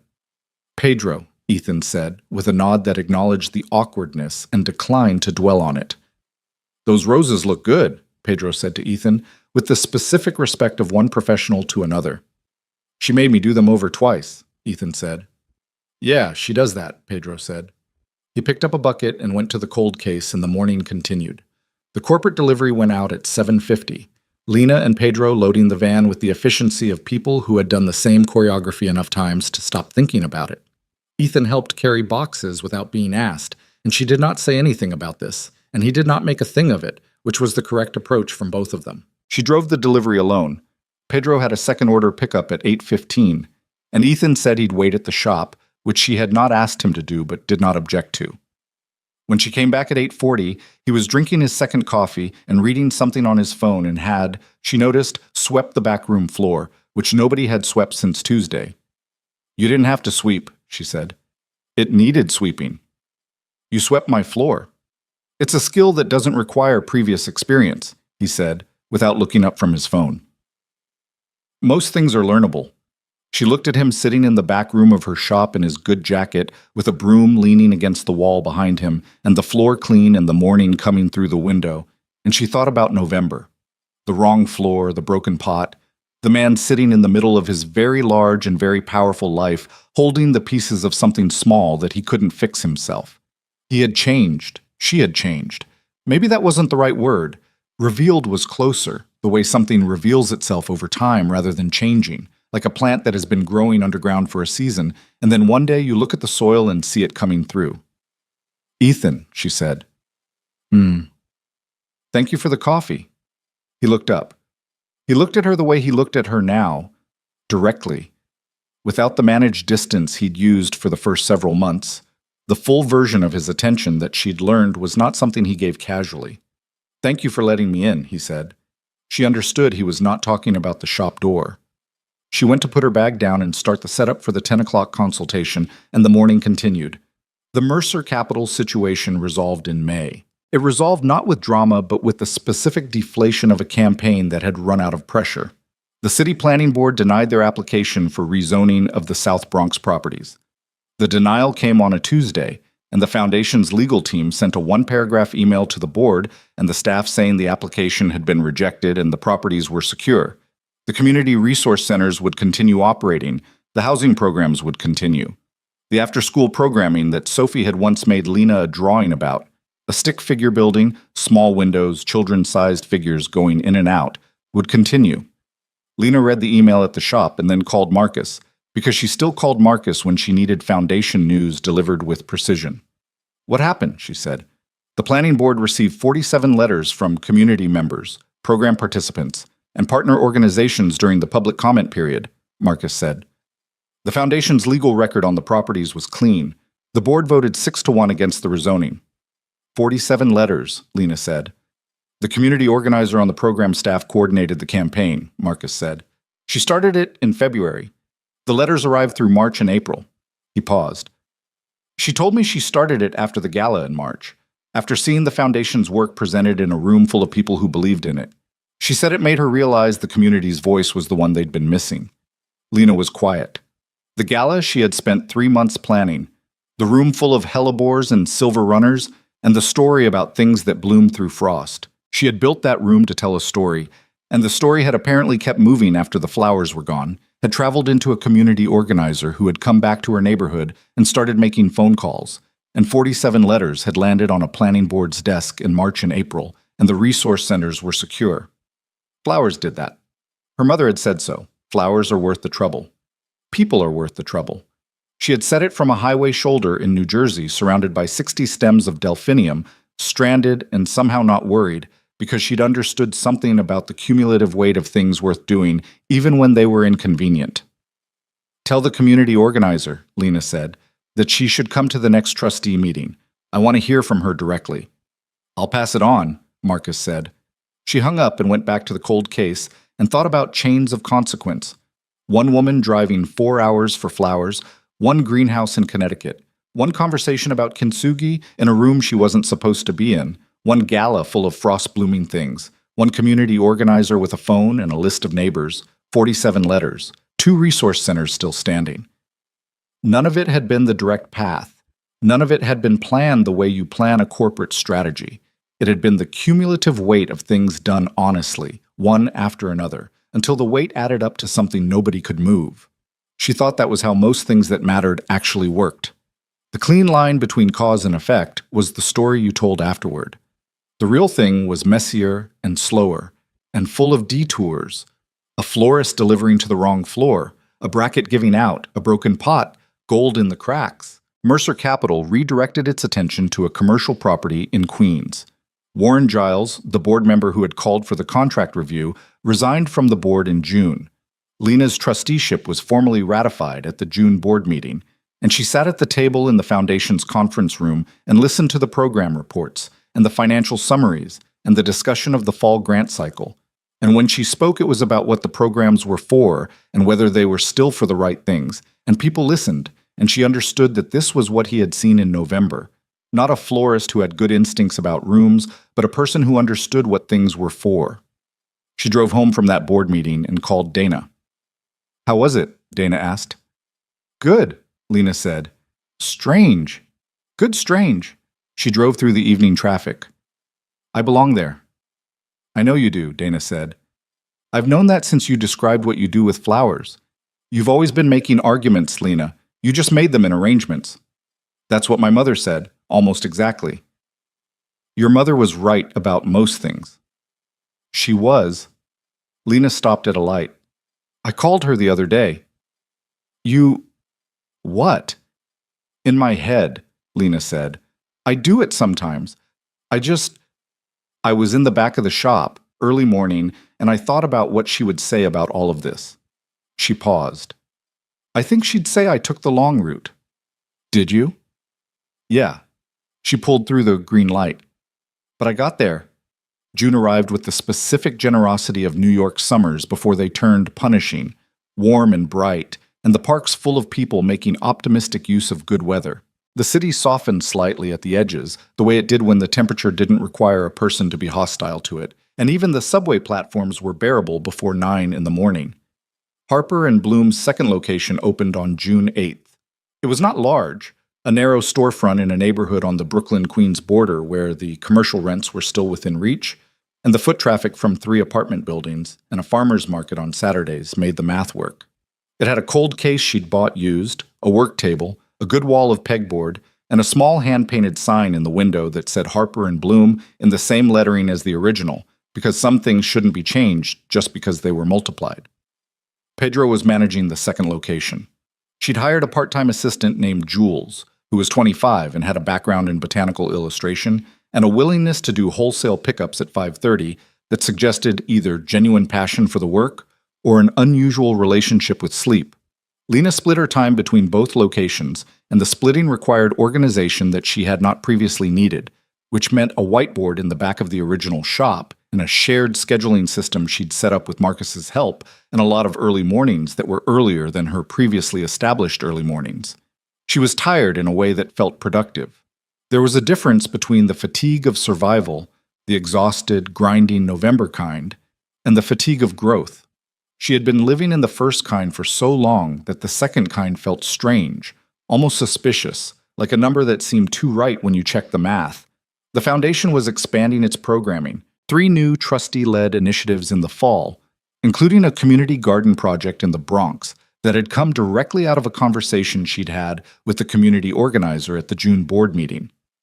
The organizer's name was Bernice, and she had the particular directness of someone who had spent years translating between community needs and institutional language, and she and Lena had stayed 40 minutes after the meeting talking about what a community garden project actually needed versus what it said it needed. And by the end of it, Lena had sketched out a proposal on the back of a meeting agenda that Bernice had photographed on her phone before they left. "You're good at this," Bernice had said, in the same direct way that she said most things. "At what?" "At figuring out what the thing is actually for," she said. "A lot of people in these rooms know what things cost and what they look like. Not as many know what they're for." Lena had heard that before, in different words, from a different voice. "I had a good teacher," she said. The Saturdays with Sophie continued through June, and Sophie had, as Ethan had predicted, negotiated her apprenticeship terms. She had presented a handwritten list of her qualifications at the beginning of June. It included, "I know all the names of the flowers we worked on, and I am careful with scissors," and at the bottom in slightly larger letters, "I will work very hard." And Lena had looked at the list for a moment and then said she could come every Saturday in June and July. And Sophie had shaken her hand with the gravity of a person closing a business deal, which was either something she'd learned from watching Ethan or something she'd invented entirely herself. On the first Saturday of June, Sophie arrived at the new location for the first time and walked through it with the same focused assessment she applied to everything. And when she was done, she stood in the center of the room and said, "It needs something on that wall." She pointed at the long wall opposite the cold case, bare white paint, the kind of blankness that a room develops when it's new and hasn't figured out what it's for yet. "I know," Lena said. "I haven't decided what to put there." Sophie looked at the wall for a long moment. Then she said, "I could paint it." Lena looked at her. "You paint?" "Grandma Claire's room has paints," Sophie said. "Dad let me use them last month. I'm not as good as she was, but I'm learning." She looked at the wall. "I could do flowers, big ones, the kind that take up the whole space." Lena was quiet. She thought about the studio on the 32nd floor, with its skylight and its shelves of Claire's supplies, and the unfinished canvas on the easel in the corner that neither of them had looked at directly for months. She thought about a room being used. She thought about Sophie, at 7, at 8 now, corrected, saying rooms should be used with the authority of a child repeating wisdom she had absorbed through the walls of her life. "Talk to your dad," Lena said. "If he's okay with the paints, you can do the wall." Sophie had already taken out her phone, a basic one she'd gotten for her birthday, that she used primarily to photograph flowers, and text Lena pictures of things she found interesting, and was texting. A minute later, her phone buzzed. She looked at it, looked at the wall, looked at Lena. "He said yes," she said. "He said to tell you he already taught her how to clean the brushes so you don't have to worry about that." "He taught you how to clean brushes?" "We've been going to the studio on Wednesday evenings," Sophie said, in the casual tone of someone mentioning something that was ongoing and settled. "We look at Mama's paintings and I ask him questions about them, and sometimes we use the paints. He's not very good, but he's getting better." Lena absorbed this. Ethan Calloway, who ran a foundation and a corporation and managed board meetings and rival capital firms and the weight of grief with a control that was part genuine competence and part defensive architecture. Ethan Calloway was in his late wife's studio on Wednesday evenings, learning to use her paints with their 8-year-old daughter, getting better. She thought about the unfinished canvas on the easel. She had been careful never to ask about it directly. She had understood it was the thing in the room that needed to be approached on its own terms, in its own time, and that none of her business was deciding when that time was. "Sophie," she said carefully, "the canvas on the easel, the one your mom left." "We finished it," Sophie said, simply. "Dad and me. We talked about what she probably would have done with the blue part, and we finished it together. It took 3 Wednesdays. She looked up from her phone. "It's hanging in the living room now, over the couch." She paused. "It looks good. It's kind of ours now, too." Lena put both hands on the work table. She thought about a man who had kept a closed door for 3 years and had, at some point between November and June, opened it not because the grief had gone away, but because he had found, in the slow accumulation of Saturdays and studios and coffee before sunrise, and an honest conversation in an office with a pot on the desk, a way to carry it differently, to let it be part of what was there rather than a door he was managing. She thought about Sophie, 8 years old, who had asked questions about the blue part and helped her father finish something her mother had started. She thought about kintsugi, not as a metaphor now, but as the actual fact of it, the thing itself. You didn't erase the cracks. You filled them with something valuable. The broken places became the story the object was telling. "It looks good," she said. "You should come see it," Sophie said. "Come for dinner, Wednesday." "Sophie, Dad makes pasta on Wednesdays. It's not very good, but it's okay." She looked at the wall with the particular determination of someone who has identified a project and is not going to be distracted from it. "I'm going to do peonies on that wall. Big ones. Pink and white." "Peonies are hard," Lena said. "The layers." "I know. That's why I want to do them." Sophie glanced at her. "Hard things are more interesting." Lena looked at this 8-year-old with her fox backpack and her safety shears and her unshakable certainty about the things that mattered, and she thought, she is going to be something extraordinary. She's already something extraordinary. She just hasn't had enough years yet for the world to fully register it.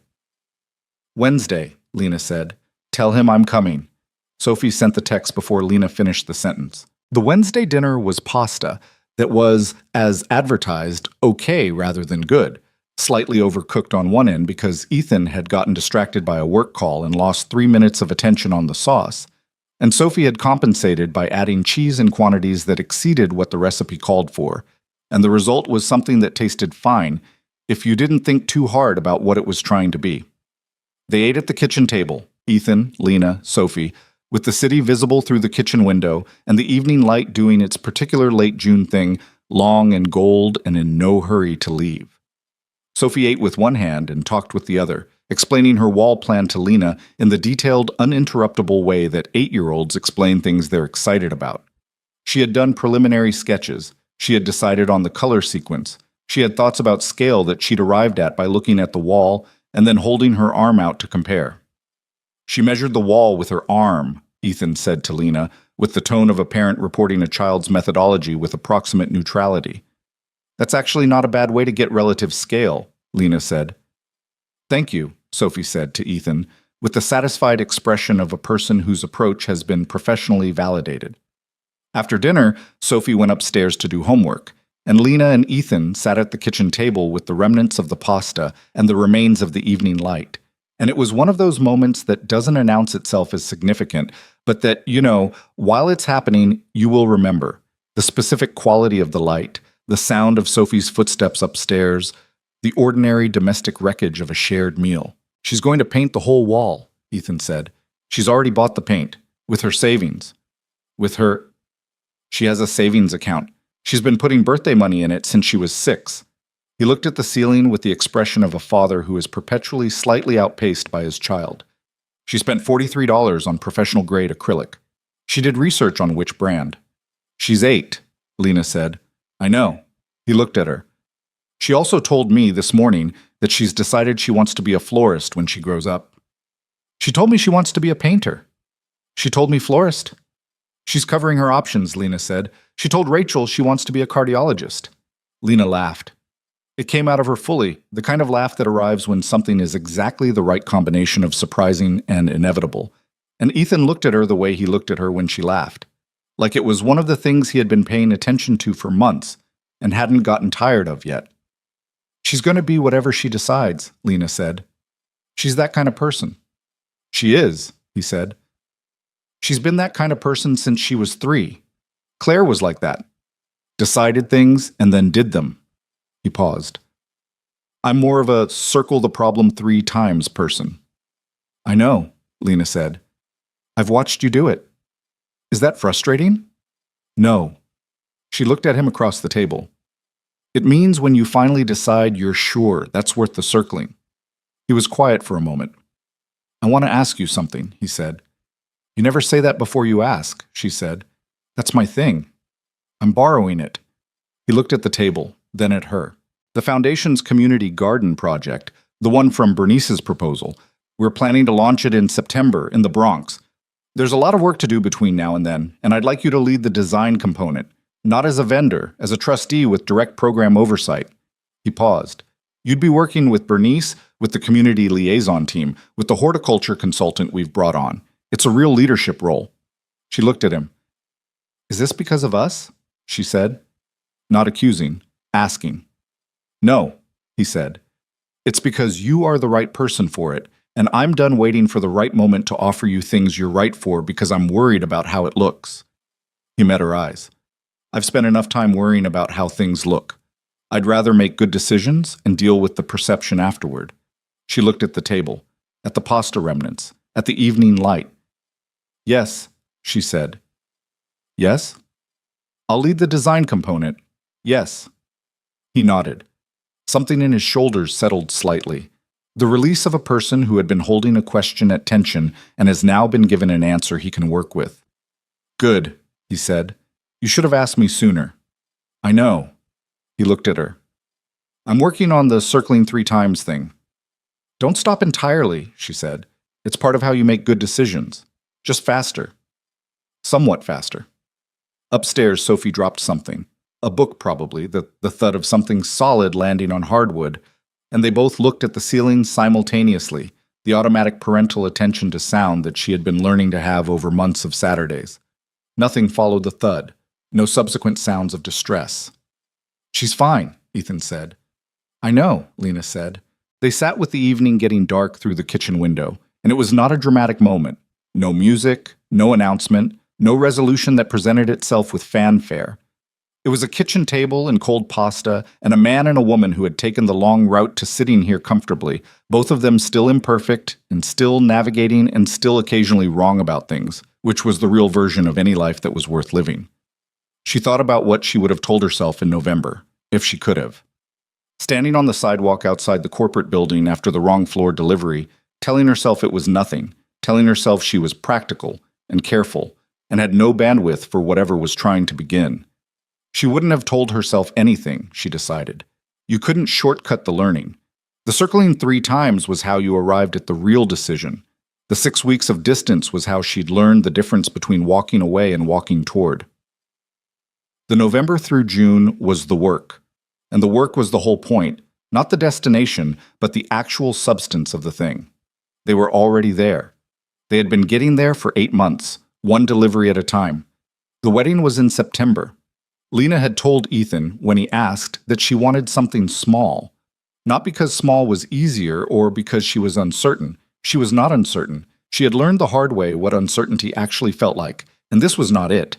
But because everything that mattered to her fit in a small room, and she had no interest in performing the event for an audience of people who weren't inside the actual story. The venue was the Foundation's courtyard garden, a space that had been renovated as part of the community development work with brick walls and late summer ivy, and a small ornamental pear tree that turned orange gold in September.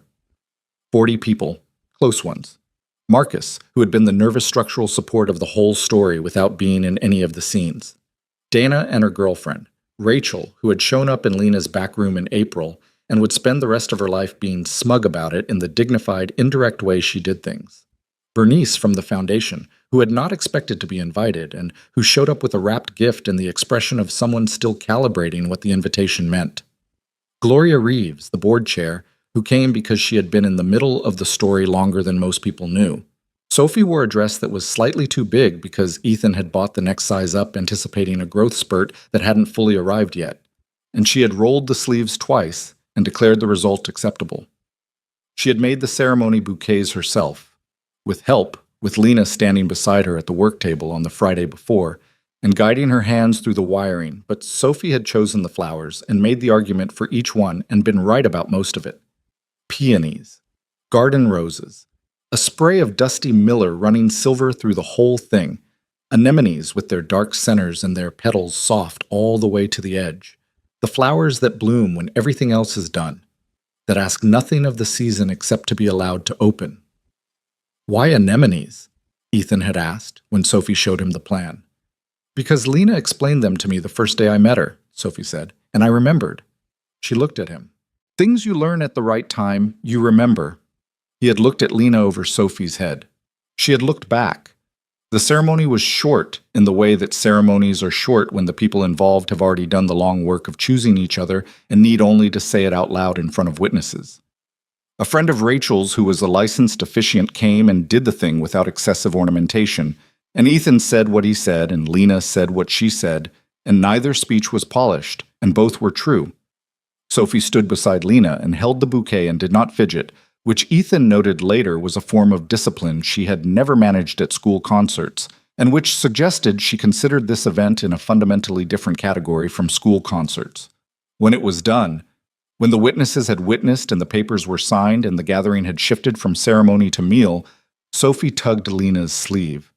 "You're my family now," she said. "Official." "I was your family before," Lena said. "The paperwork just caught up." Sophie considered this. "Like how the letters came in March and April," she said. "And the resource centers were always worth saving, but the letters made it official."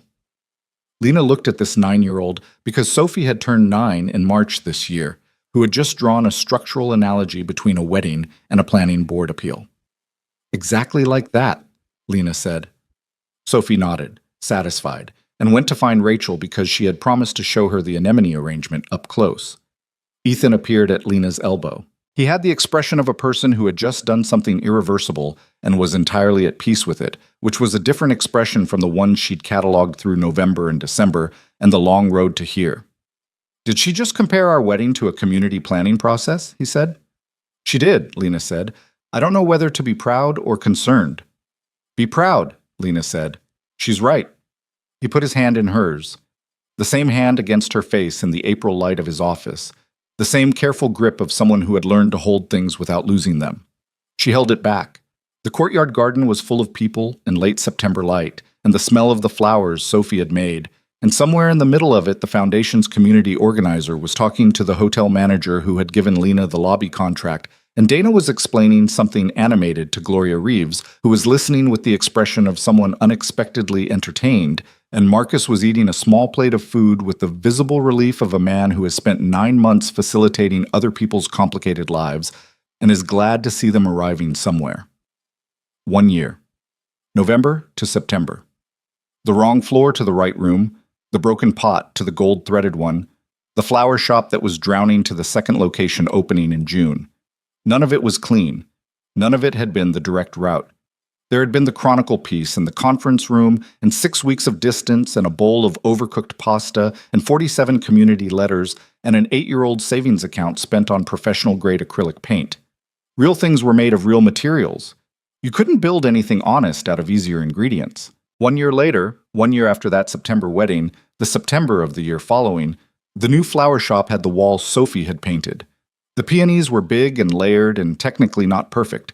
There was a wobble in the left petal of the centermost bloom that Sophie, at now 10, considered a design choice, and they covered the full length of the wall in pink and white and soft green, and every person who came into the shop stopped when they saw it. Not because it was a masterpiece, because it was genuine, because you could see in the way the paint went down that the person who made it had cared about it more than they'd cared about being good at it, which was the thing that separated work that moved people from work that merely impressed them. Sophie came to the shop on Saturdays still.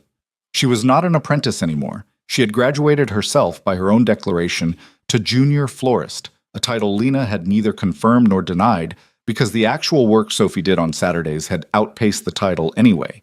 She could build a hand-tied bouquet. She understood color temperature. She had opinions about filler flowers that were occasionally more interesting than Lena's.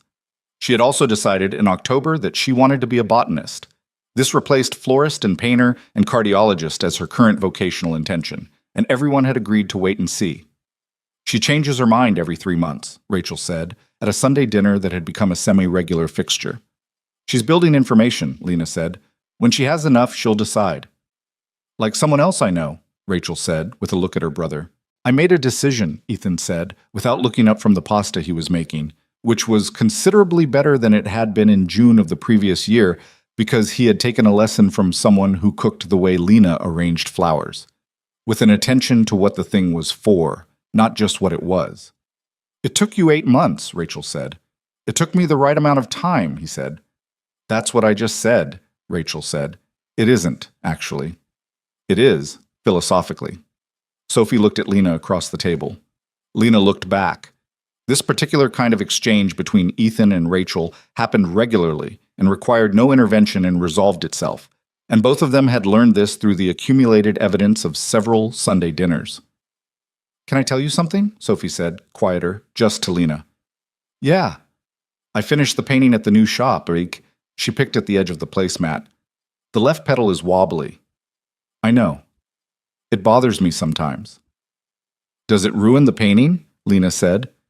Sophie looked at the table, thought about it. No, she said. It's still good. It just has a wobbly part. Everything good has a wobbly part, Lena said. That's usually how you know it was made by a person and not a machine. Sophie looked at her. Is that a flower thing? It's a everything thing, Lena said. But flowers, too. Sophie nodded, filed it in whatever internal system she used for information worth keeping. Across the kitchen, Ethan added something to the pasta sauce, and it smelled right in a way it hadn't always smelled right. And Rachel was saying something that made him almost smile the way he almost smiled. And outside the kitchen window, the September light was the same particular gold it had been a year ago in the courtyard garden. Long and unhurried, the light of a season that had said everything it needed to say and was now just sitting with it. The clay pot was in the kitchen now, off the desk, out of the office. It lived on the windowsill above the sink, where the morning light came through every day and the gold seams caught it the way they always had, honest, present, fully itself. Sophie had asked to move it there in the spring. She'd said the office was for work and the kitchen was for family and the pot was family. Nobody had argued with that. Lena stood in the kitchen of the apartment on the 32nd floor with the people who had become the shape of her life, and she looked at the pot on the windowsill and thought about a November morning and a wrong floor, and a man sitting in the middle of his large and powerful life, holding the pieces of something small, and about the particular quality of a first conversation that neither of them had planned and both of them had needed. She thought about what her mother would say, and she thought she knew. Flowers are worth the trouble. People are worth the trouble. She had taken the long route. She had been careful and then not careful and then careful again and then finally honest, which was the only route to anywhere worth arriving at. She was here. The dinner was ready. Sophie had already moved to the table. Rachel was still making her philosophical argument, losing it and not caring. Ethan turned from the stove and looked across the kitchen at Lena with the full unmanaged version of his attention. The one she'd been given access to slowly, over many months, in studios and back rooms and wrong-floor offices and all the ordinary moments that turned out to be the substance of an extraordinary thing. Come sit down, he said.